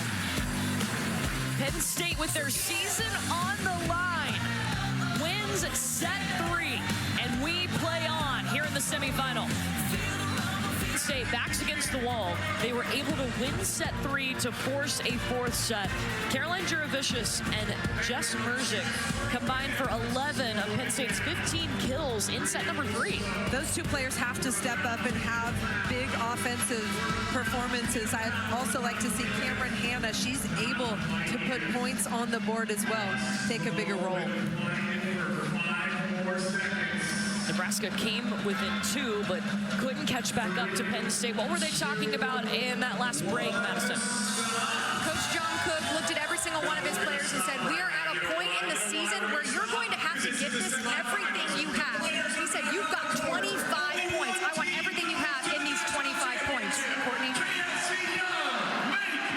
It's do or die right now. It is, and you never want to get in the fifth set, so you have to take care of business now if you're Nebraska.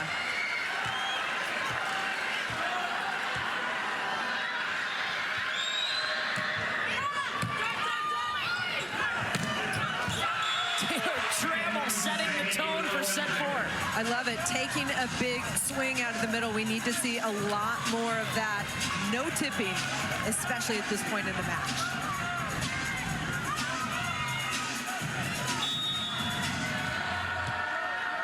Weeks ago, it was Penn State beating Nebraska, holding Nebraska to its season low hitting percentage. They would go on to share the Big Ten title.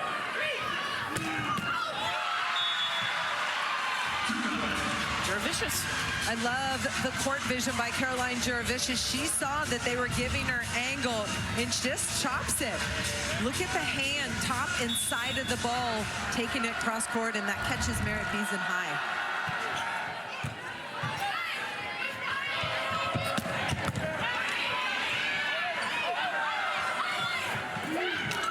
Jurevicius with the tip, scooped up by Mount.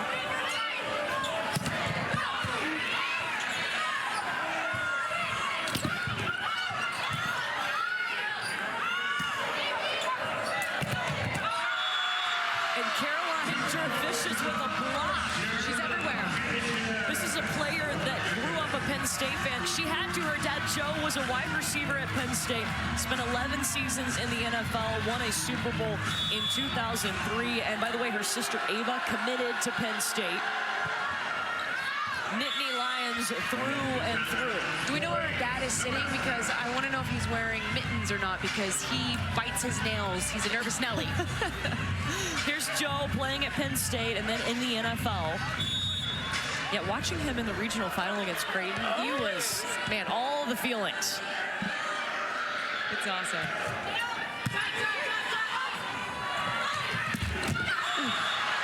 Merzik with a slam. Huge hole in the gap there. Hole in the block, excuse me, and Merzik makes him pay. Look at baby Caroline at Rec Hall. Little did she know someday she'd be playing on that court, or maybe she did know. She probably did. Katie Schumacher-Colley, she was at Penn State the same time her dad was playing for the football team, so they have a really unique relationship. It's just funny how things work out. Yeah. Caroline starting her career at Nebraska and deciding to transfer to Penn State this season. Merritt Beason finally able to work that ball inside the block cross court. She's been struggling with that swing tonight. Beason hitting under 100.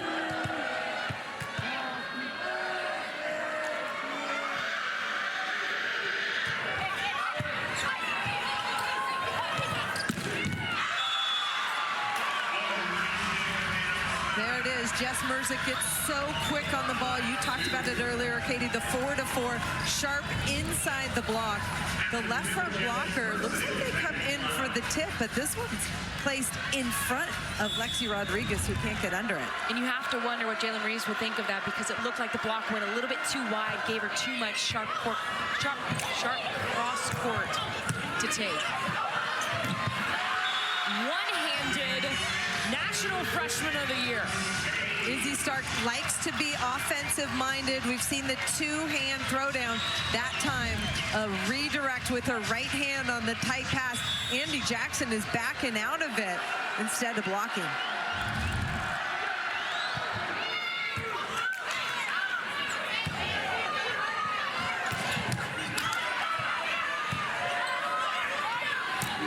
Merzik from the back row. Rodriguez digs. Harper Murray in. She really went up and got that ball, went high, deep, cross court, put that deep into zone 5. Great swing by Harper Murray. And she can really elevate. She can jump out of this gym.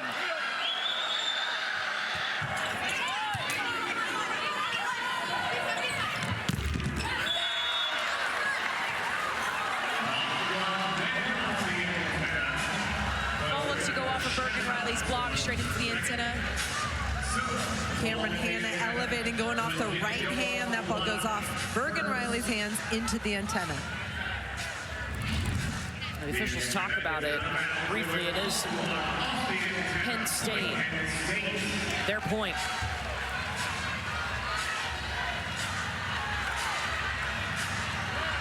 And the Nittany Lions able to carry that momentum that they built in a pressure situation in set 3 over here into set 4. Remember, Penn State has to win this set, and they would have to win a 5th in order to advance.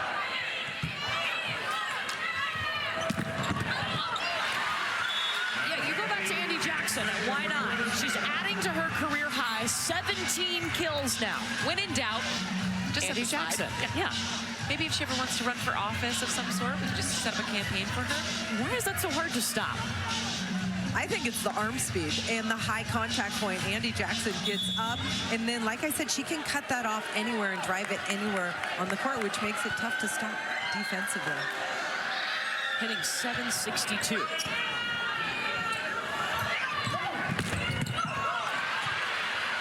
Showboy all over it.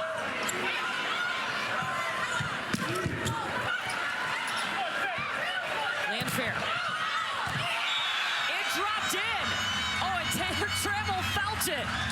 Yes, she did. She hasn't been able to have the offensive night yet that she wants, but big stop there to take Penn State up by 4.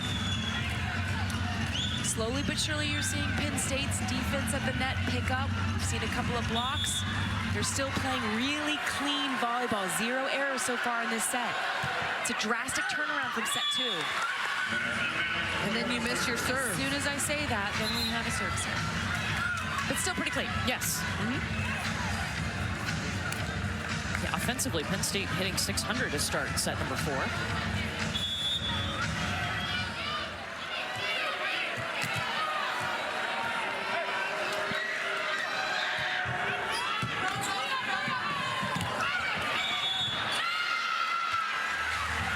A double contact called on Penn State. Izzy Stark tried to get to that ball, but mishandled it and actually carried over.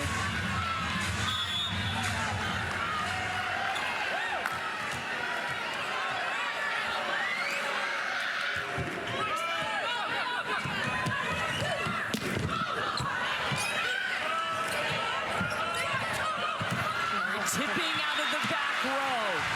So smart. Perfect placement. Just to drop it in right over top of the blocker. But watch Penn State's off blockers. They both pull off for the short shot, but just the Midas touch takes it away from that right front defender. Hardest tips to pick up is when it goes right over the back of the jersey of the blocker. That puts Nebraska on a 3-0 run.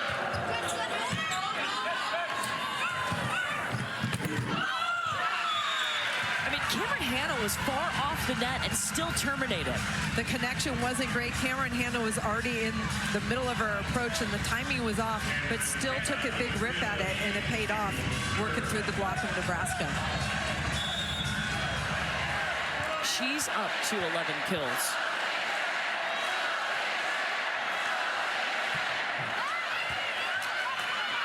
And you hear the Nebraska chant, "Go Big Red." A touch on that, so a kill goes on the stat sheet for Jess Merzick. Cameron Hanna, middle back defense, helping set up that point scoring opportunity for Merzick. I feel like we're watching a boxing match. Yes. One of these teams throws a punch, the other withstands it, then they throw a punch, just back and forth. Fitting in Muhammad Ali's hometown. See what you did there. Penn State had a double block in front of Rebecca Alec, and she's still able to go high, deep into the court for the Nebraska kill.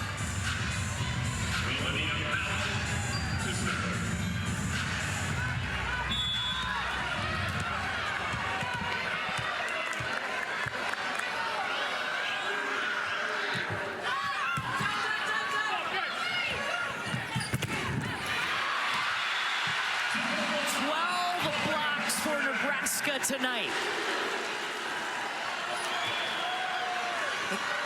Watch Rebecca Alec, number 5 in the middle, getting out, gliding, but it's the Harper Murray left-hand press that really gets all of that block for Nebraska. She's got 5 blocks on the evening.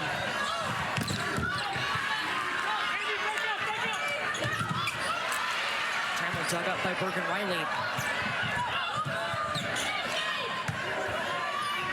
In comes Juravicius to the middle of the floor. Beautiful. It's an out-of-system situation. She's way off the net. Great placement by Juravicius. Just high IQ volleyball. And she has tied her career high. 18 kills. Who did she set that against the first time? That would be Nebraska. She was the X factor. And again, as Penn State makes this comeback and tries to force a 5th set, she's been big for the Nittany Lions.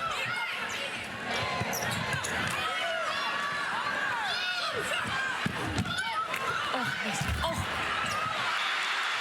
Just play after play on that rally that makes you go, wow. Again, it was Bergen Riley, the right back defender. Nebraska's giving a little bit of line, but Bergen Riley keeps the ball up, and Harper Murray just goes up and instead of setting, attacks that second ball.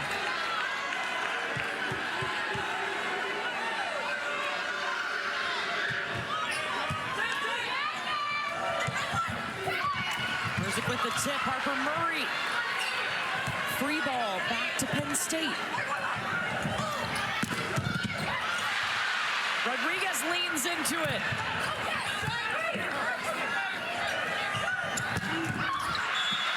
Juravicius wide. Nebraska ties it at 11. First tie. What a dig by Lexi Rodriguez. My goodness. Watch Lexi Rodriguez in left back. Slides to her right, gets her platform on it, and Nebraska's able to transition it for a point. Rodriguez already made history tonight, becoming Nebraska's all-time career digs leader.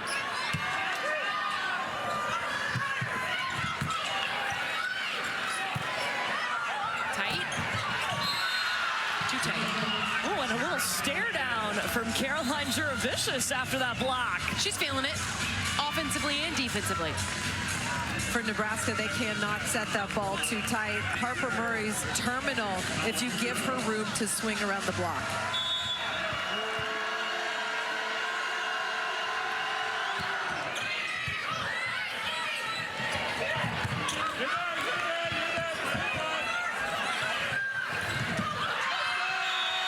Just Murzik is going to win the joust.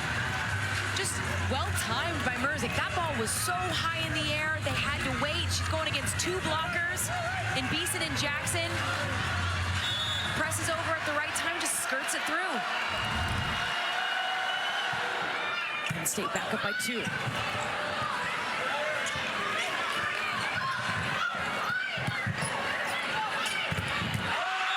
Solo stop, Jordan Hawk. And John Cook will call timeout.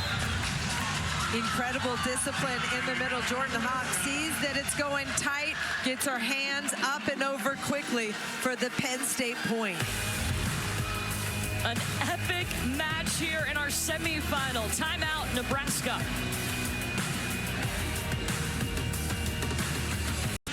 Penn State up 14-11 here in set 4.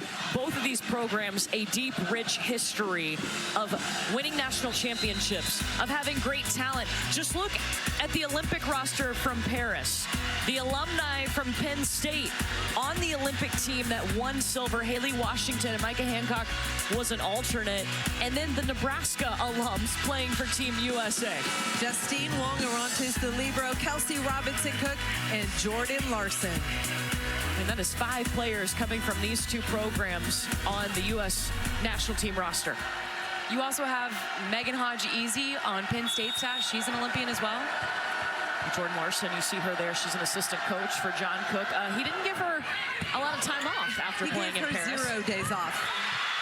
He's like, all right, back to work. John Cook's all about business, and he knew how important the season was to his Nebraska team. Nebraska with 5 national titles, Penn State with 7. The leader all-time is Stanford with 9 national championships. You see John Cook giving the serving signal. The 4-5 seam is where he wants the serve to go.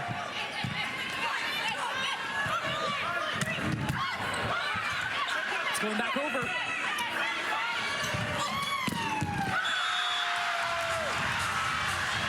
Penn State is energized. You can see it every play. They're taking big swings. They've gained some confidence, and they're staying aggressive, trying to keep the pressure on Nebraska.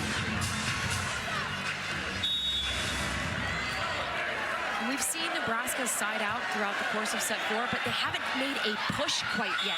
When is that going to come? I feel like Penn State gets momentum, and then they miss their serve. They can't go on runs because of a missed serve, not because of Nebraska responding with the side out. Yeah, 13 service errors for Penn State.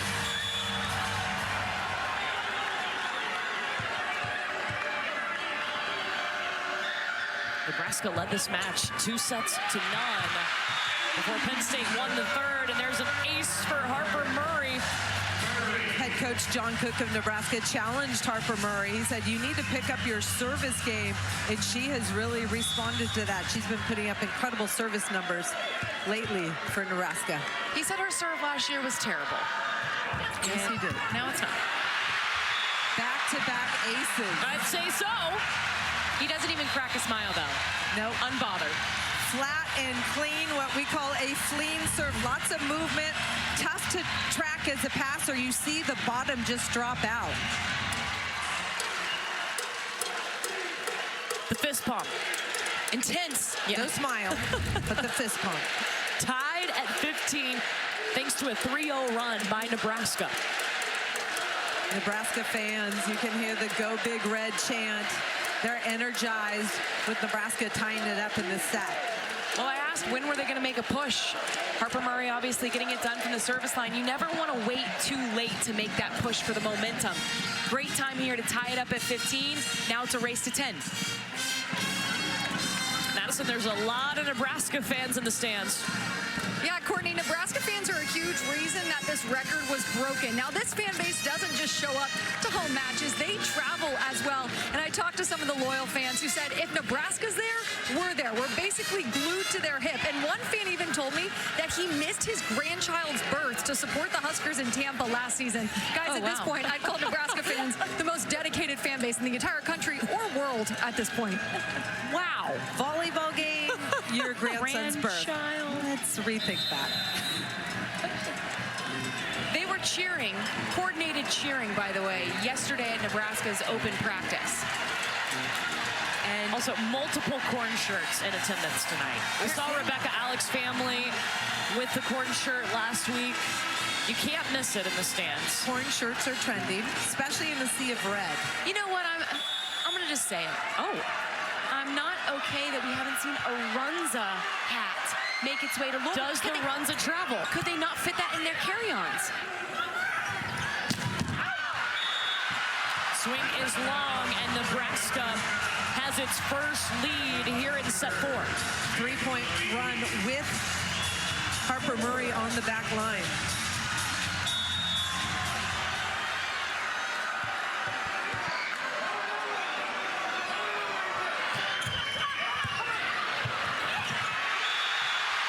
Her serve is on fire right now.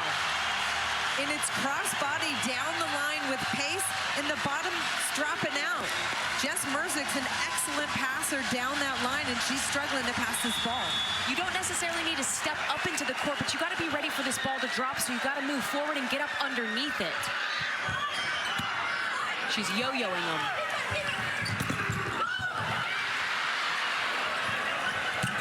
In flies Murray. 6-0 run.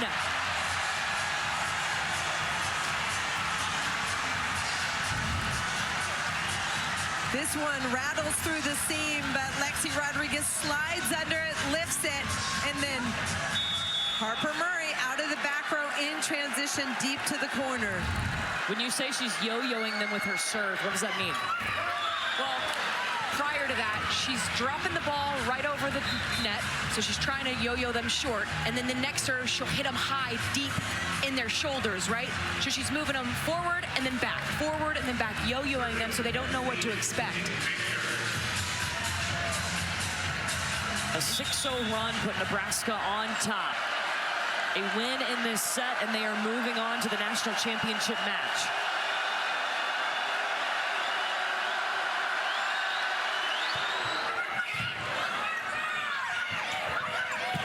Lanfair gets the swing. I think that run woke the crowd up. It certainly did, and it energized Nebraska. Now Nebraska has all the momentum. You can feel it. You can feel it in the building. This crowd, as Madison told us, travels extremely well. If you're Penn State, stay composed. You got to have poise here. Get a great pass to Izzy Stark. Allow her to side out on this first ball. Penn State does have a timeout left, down 3.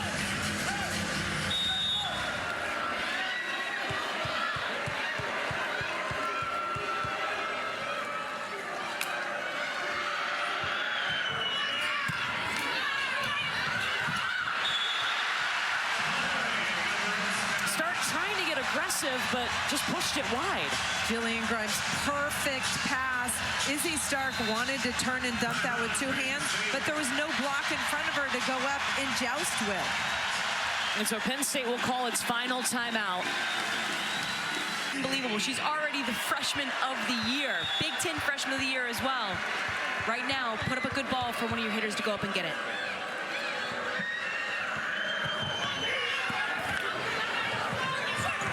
Gives it to Cameron Hanna.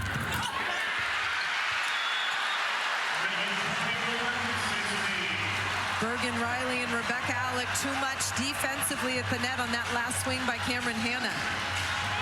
An 8-1 run for Nebraska.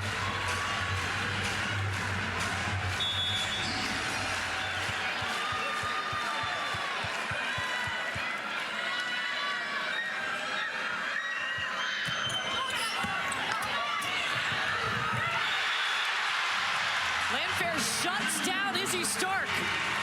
Taylor Landfair of Nebraska understood the assignment, blocked the setter, prevent the setter dump, and she is all over this ball. She lines up right on her, goes up and grabs it, shuts it down at the net. Nebraska getting closer, 3 points away from Sunday.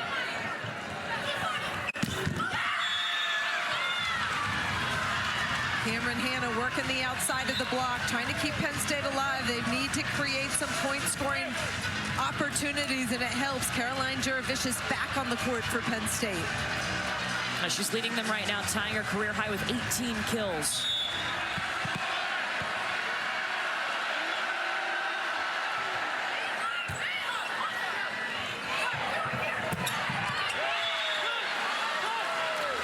Landfair long.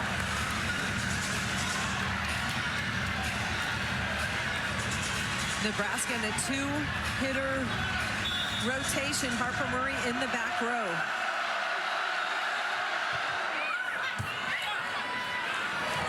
They'll use Murray out of the back row, and she stepped on the line when she took off on that back row attack. Both feet have to be behind the 3-meter line.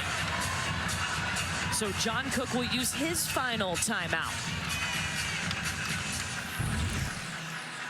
Watch Harper Murray. She's supposed to stay behind that line. Toes touch it. Good call by the referee. Beautiful roll shot. Unfortunately, she just touches that 10-foot line.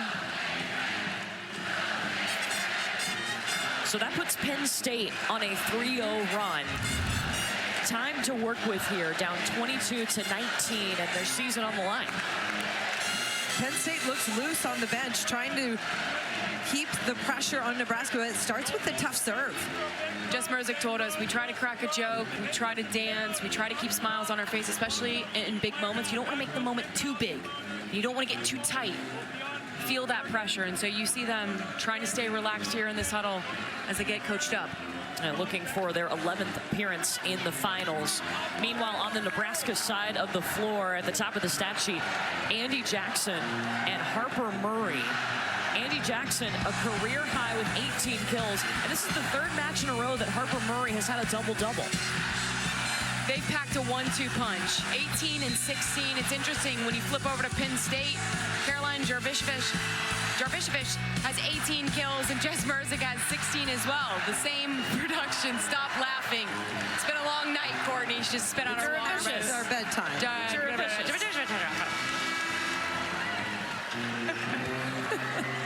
It's rare when your team is led by a middle attacker, because middle attackers' offense is so pass dependent, but Nebraska's been passing well most of the night. Look at Riley rejected by Cameron Hanna. That time, Cameron Hanna on Bergen Riley to shut down that setter dump. Penn State gaining some momentum, and we know how momentum can change things. They've pulled within 2.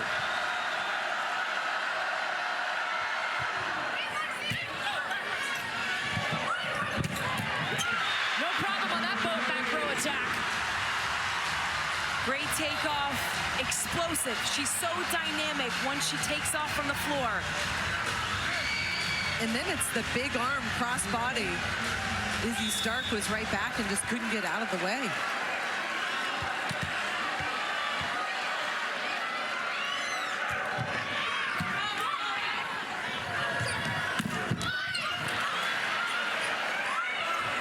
Landfair tracking it.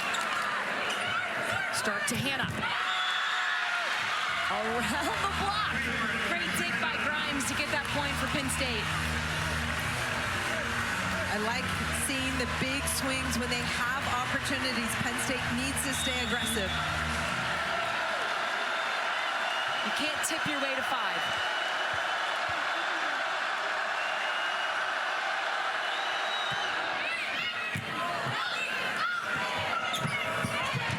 Really tight set. Nice. Free ball to Penn State. Merzick stopped by Beeson. Landfair. Dug by Grimes. Merzick here. And they say there was a touch on this. Jillian Grimes had like 3 fantastic digs in that rally, and then the big rip from the left side. High hands, Merzick. We talk about all her tools, getting the right hand of Rebecca Allen. She was patient. She was waiting for that perfect set so she could go up and take a big swing, and she finally got it.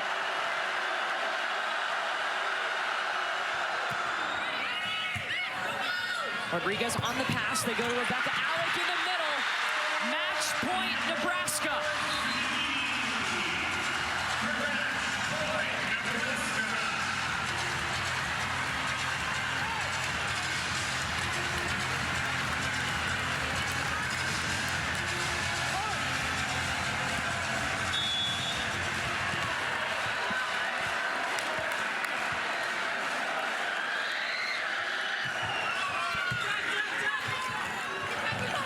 Merzick. Touch on that. Point Penn State. And John Cook will challenge that. Well, he has the card in his hand. He's talking to Harper Murray, and she says no. Do not challenge it. Feedback from your team's important. Second match point.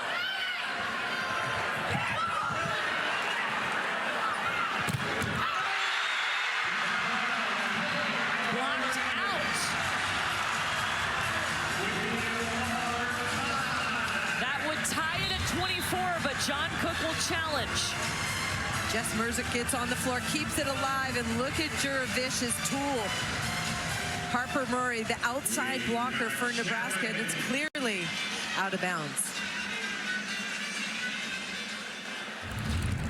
Ruling on the floor is Penn State's point, ball out. Nebraska's challenging that ball was in. So also a chance, too, to regroup here because Nebraska didn't have a timeout. So to take a breather, tied up at 24, and I don't think this is going to be overturned. No, it's a smart challenge by John Cook. It's an extra timeout to gather your team and get them refocus on what they need. After review, it's confirmed that the ball was out. Nebraska loses their challenge. Nebraska has had 2 match points. Got to win by 2. Penn State trying to force a 5th set. Just feels like Jess Merzick right now is willing her team to this 5th set. She will not let a ball fall. She is taking big swings on that outside pin, like the first-team All-American she is. And a captain for Penn State. An ace! Set point, Nittany Lions. Jillian Grimes doing amazing things for Penn State. That ball dropped in front of Lexi Rodriguez. She's made some big-time digs to put Penn State in a position here to force 5. Almost had another ace. Merzick. Wide, and we're tied up at 25. Nebraska's block dares you to hit that line. Jess Merzick wants it, just turning it wide. You see the area. Too much turn.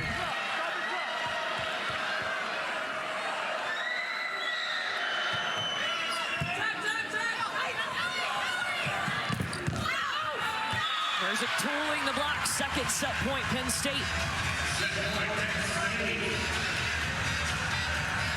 Nebraska has had 2 match points. Neither team with a timeout.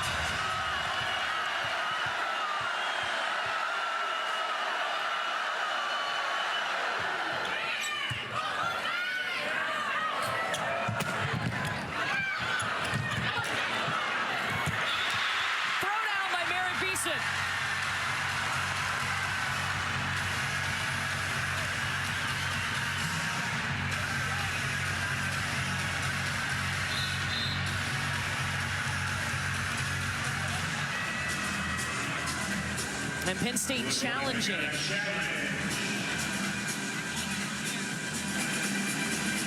Ruling on the floor is Nebraska's point because of no net. Penn State is challenging that there is a net. Penn State looking for a net violation. If Nebraska did hit the net, we're going to set number 5.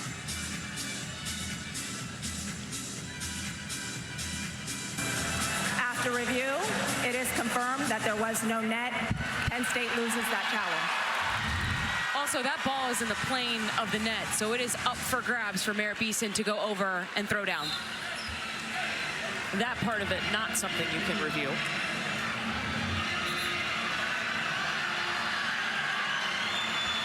Nebraska has had 2 match points. Penn State has had 2 set points. Penn State 2-hitter rotation. Cameron Hanna available out of the back row.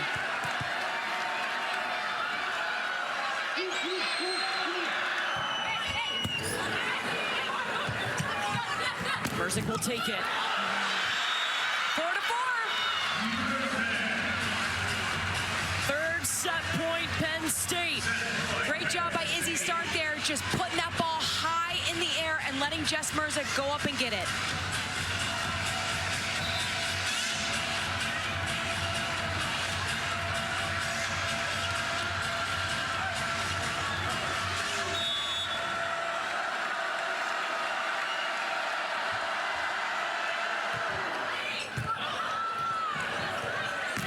Harper Murray still gets a swing off of that. Cameron Hanna attacking the block. Stark back to Hanna. We're going 5!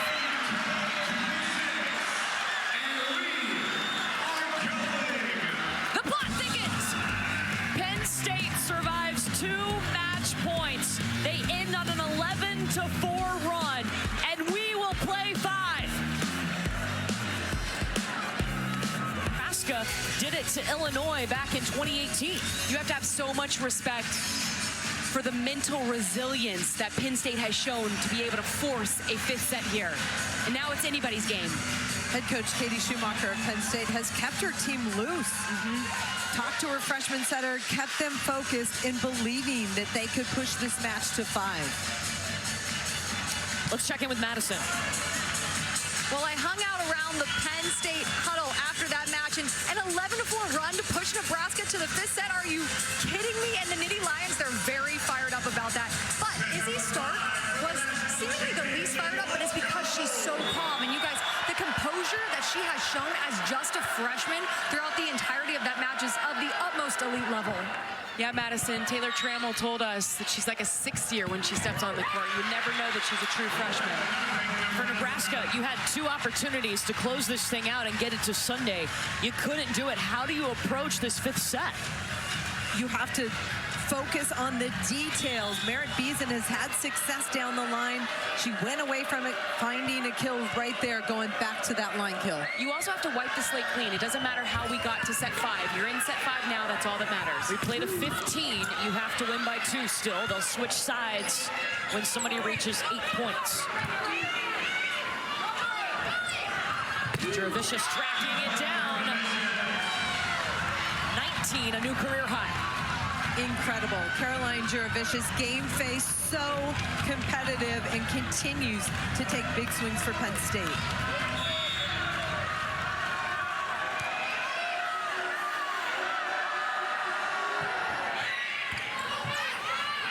Morgan Riley backside to Merritt Beeson. Tipping to the middle of the floor on that. Sharp, sharp, sharp. You can't tip at this point in a match. No. Penn State makes Nebraska pay for that one. Look at it. We told you all about her 4-4. Thumb down, wrist away, inside of Harper Murray's left shoulder. Unreal.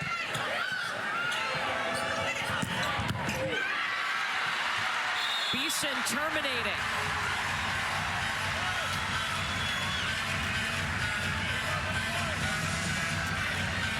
A semifinal record attendance here tonight. And they've gotten to see 2 spectacular matches.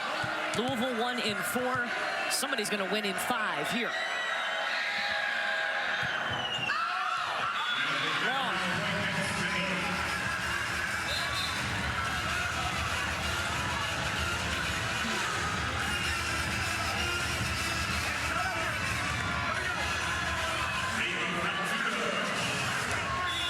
Nebraska, Bergen Riley setter front row. Look for Merritt Beason possibly out of the back row. Caldudo serves at Harper Murray, and nobody there to help her. You have to follow that ball. That's not a ball that should drop.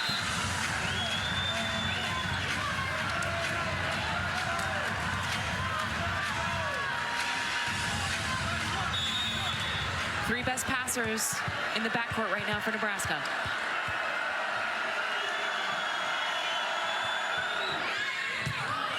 Showboy with the pass. Andy Jackson. Hitting into the net. It did not touch Penn State, so that is 4 contacts on Nebraska. Too much turn. Andy Jackson trying to drive that super sharp, and John Cook wants an early timeout. Remember, you're only going to 15, so it goes very quick. You've got to stop the bleeding as soon as possible.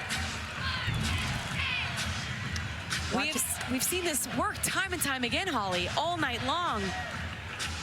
Trying to go inside that block, but catching the tape. Just the second hitting error tonight for Andy Jackson on 25 attempts. See Merritt Beason there, talking to her teammates.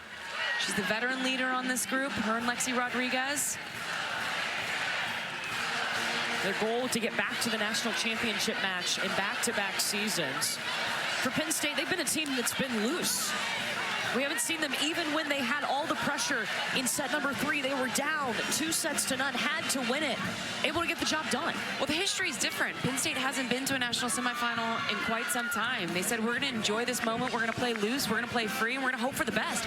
We're good enough to hang with any of these teams here where there is some pressure and expectation because Nebraska said a lot of things that they were going to get back to a national championship and win a title. Right now, the pressure's on Nebraska. Can you come out of this timeout and respond?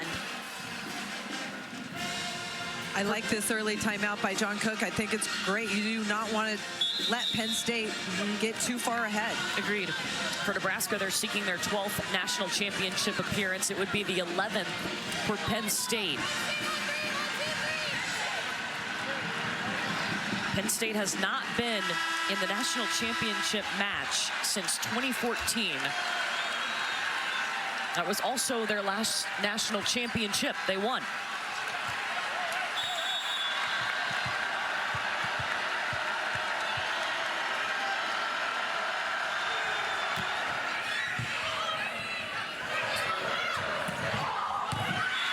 Harper Murray rolling to the middle of the court. Nebraska had 2 hitters that they could set. Harper Murray still finds a way to accelerate that drop shot to that donut, that middle of the court. She disguises it so well that the defense is dug in on the perimeter. She's now tied with Andy Jackson at 18 kills apiece to lead Nebraska.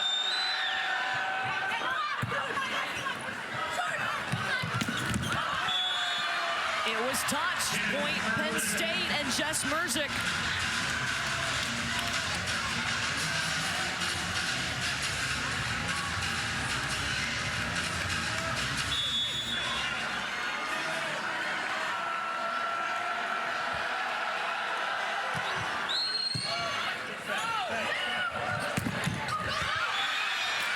Jackson tooling the block on the slide.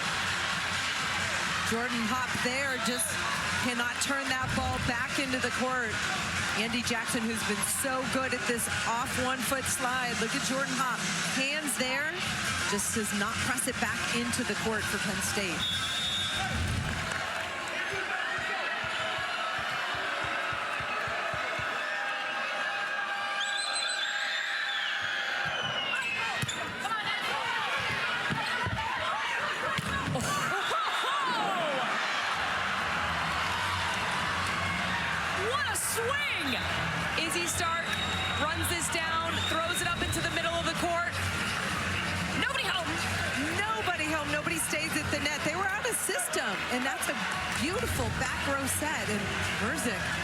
crushes it. It just feels like every team has that one player that wills them to win. And it feels like that's Jess Merzick right now for Penn State. 23 kills. The 8th time she's had over 20 kills this year. Landfair responds.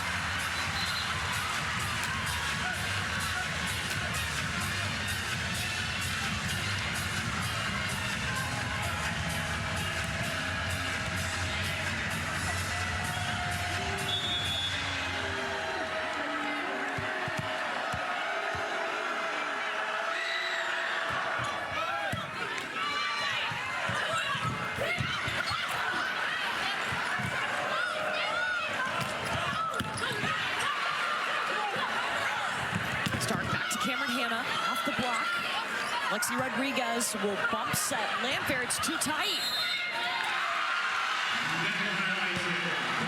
And a net violation on Nebraska.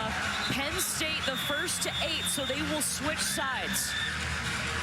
That ball in transition, too tight to Taylor Landfair at 6'5", huge offensive range. Give her some room to attack around the block in transition. The winner of this match will play Louisville for a national championship on Sunday at 3 Eastern on ABC. We are going to 15 points here in the 5th set. Nebraska had 2 match points in the 4th and could not close it. It's similar to what we saw in the first match of the night. Pittsburgh had 4 set points in set 3, unable to capitalize, and then Louisville stole all the momentum, and that's what it feels like here with Penn State.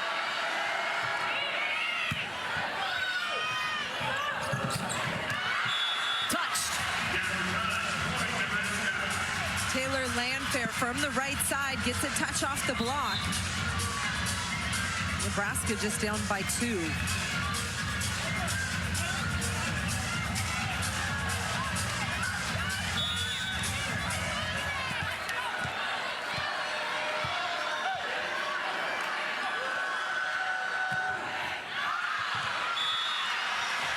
Rare service error from Olivia Mount.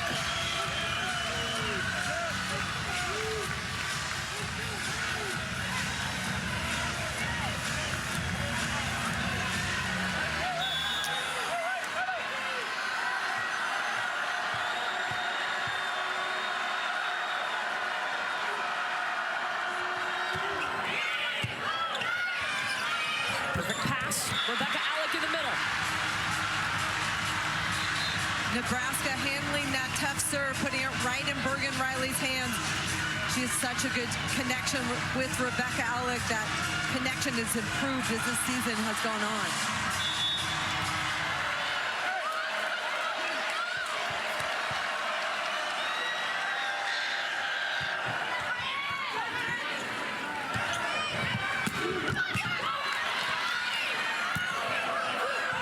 Harper Murray off the block.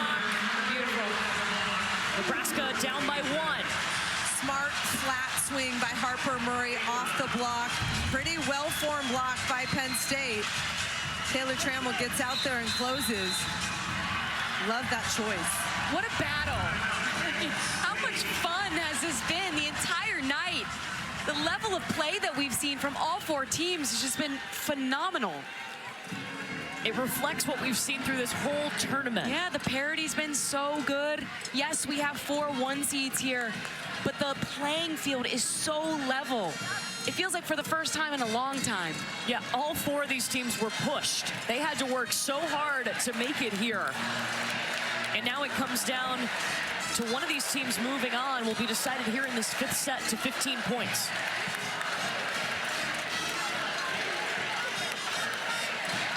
Penn State continues to look loose on the sideline. For the Nittany Lions, their last reverse sweep was the 2009 National Championship against Texas. A reverse sweep meaning you go down 2-0 in the match and you come back and win. The only time Nebraska has been reverse swept in the tournament was in 1982 by Purdue. That's going way, way back.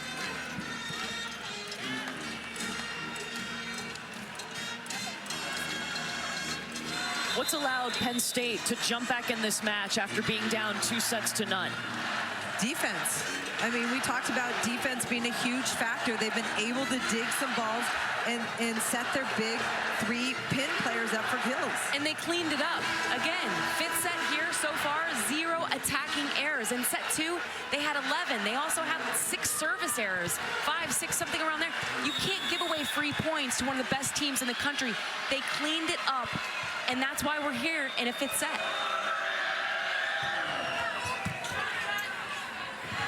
As he start pushing it to Merzik, and she gets the kill.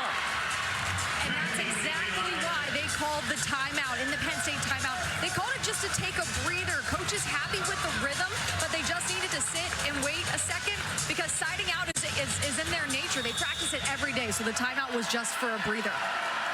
And now they're 5 points away from Sunday. Andy Jackson behind the setter, stopped.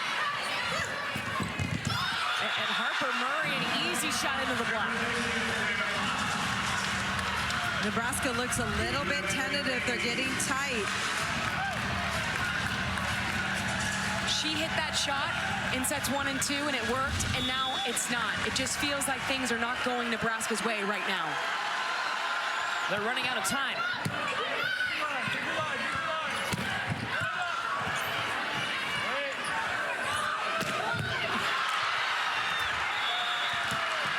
Merzik makes it 12-8, Penn State. Defensive block touch for Penn State kept them in that rally, and another huge rip from number 9 in navy blue, Jess Merzik. So Nebraska will use its timeout here with Penn State 3 points away now. I think what makes these shots so impressive, Merzik's not tight to the net when she goes up and she hits those sharp cross-court angles. She's actually a couple feet off, and she's still able to go inside the block. Look, she's like 2-3 feet off. And look at the fire.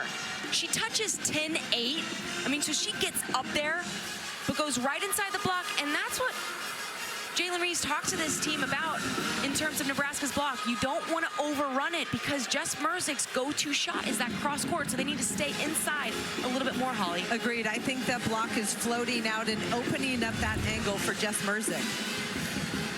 And that last shot from our net cam, you could really see how she uses her hand to go thumb down, how she cuts on that sharp angle. It's all about hand contact. So you'll see her go thumb down, wrist away, which allows her to hit that 4-4. But you also see her mix in a thumb up shot where she's able to cut it down the line. She's just got such great hand control in terms of how she's contacting and working the ball.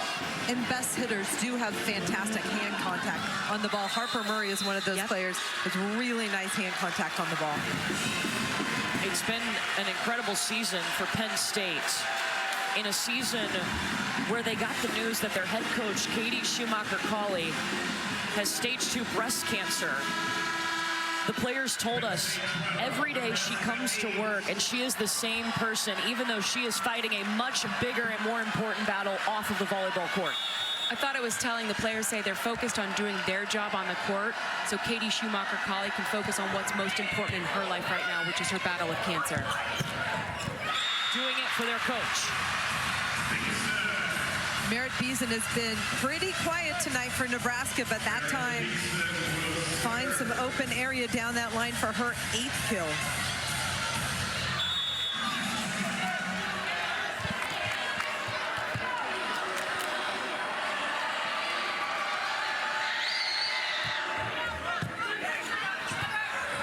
Stark on the move, the bump set to Juravicius, and it's blocked. It's the serve. You force Penn State out of system, so Izzy Stark only has one place to go there, to the right side attacker and Juravicius. Easy block setup for Nebraska. Point. It's going to force Penn State to use its final timeout. This will be the final timeout. Could this get any more dramatic? No, it could not. Neither team will have any timeouts remaining. Penn State up by 2, playing to 15. If you look at the offensive numbers in this 5th set, Penn State hitting .455. Nebraska hitting .375. Those are both well over their season averages, especially Penn State's numbers. If you're Penn State, what are you talking about right now? one play at a time, but taking care of business and staying aggressive, no tipping when they have a point scoring opportunity. You're in the driver's seat right now. You've got to set 5 because of your aggressiveness. You will not be able to tip your way out of this match. For Nebraska, same question. Fight like hell. You've been in big moments before. You're obviously one of the best teams in the country. Have confidence in that. Go back to the basics. The reason they're here is because of their defense. At the net blocking and backcourt keeping balls alive. Yeah, they've had 15 blocks in this match. Let's check in with Madison. Penn State said that Nebraska's amped up their service pressure, so we need to hone in on serve receive, get one side out, and then Jess Merzick said, it's a game to 5, you guys, and we have the lead. So there's a lot of positivity on Penn State's bench right now. If you're Penn State, you got to go get it. Nebraska's not going to give it to you. Play to win, not to lose.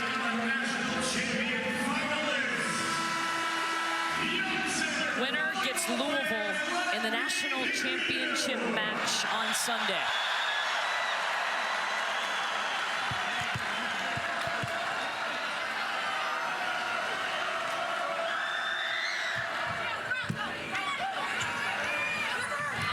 Vicious with the swing off the block. Beeson lays out. Murray still going thanks to Merritt Beeson.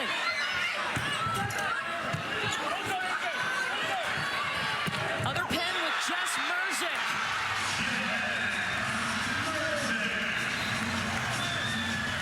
Merzick has an answer for everything. At this point in the match, she has found a way, working inside Andy Jackson in that angle for kills.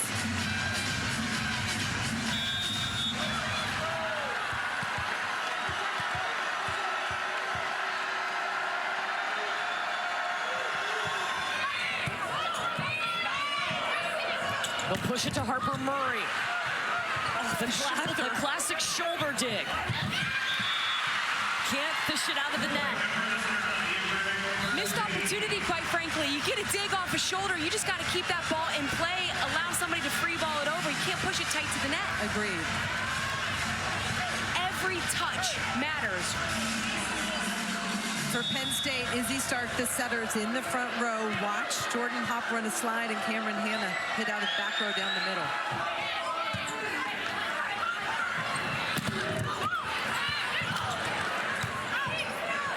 Taylor Landfair. Merzick. Start feeding Hanna. And it is match point Penn State.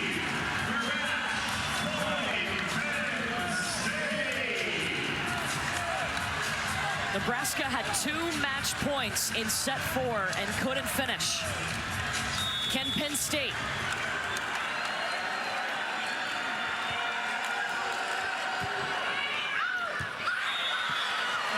Long. Second match point, Penn State.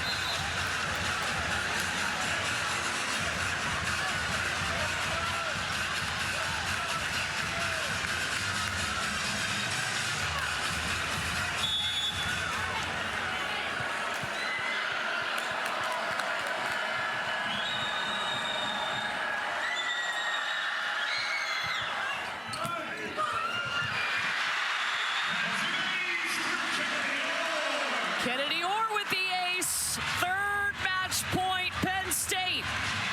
Kennedy Orr going down that line to Jess Merzick.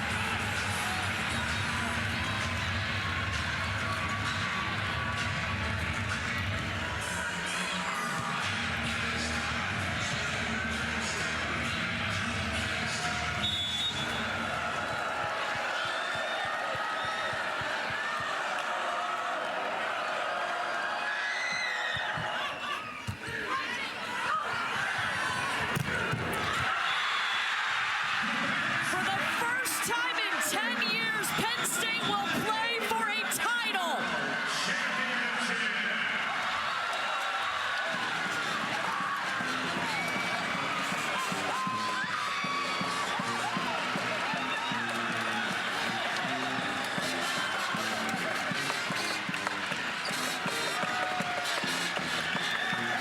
A program that has 7 national championships championships will look to add to that on Sunday.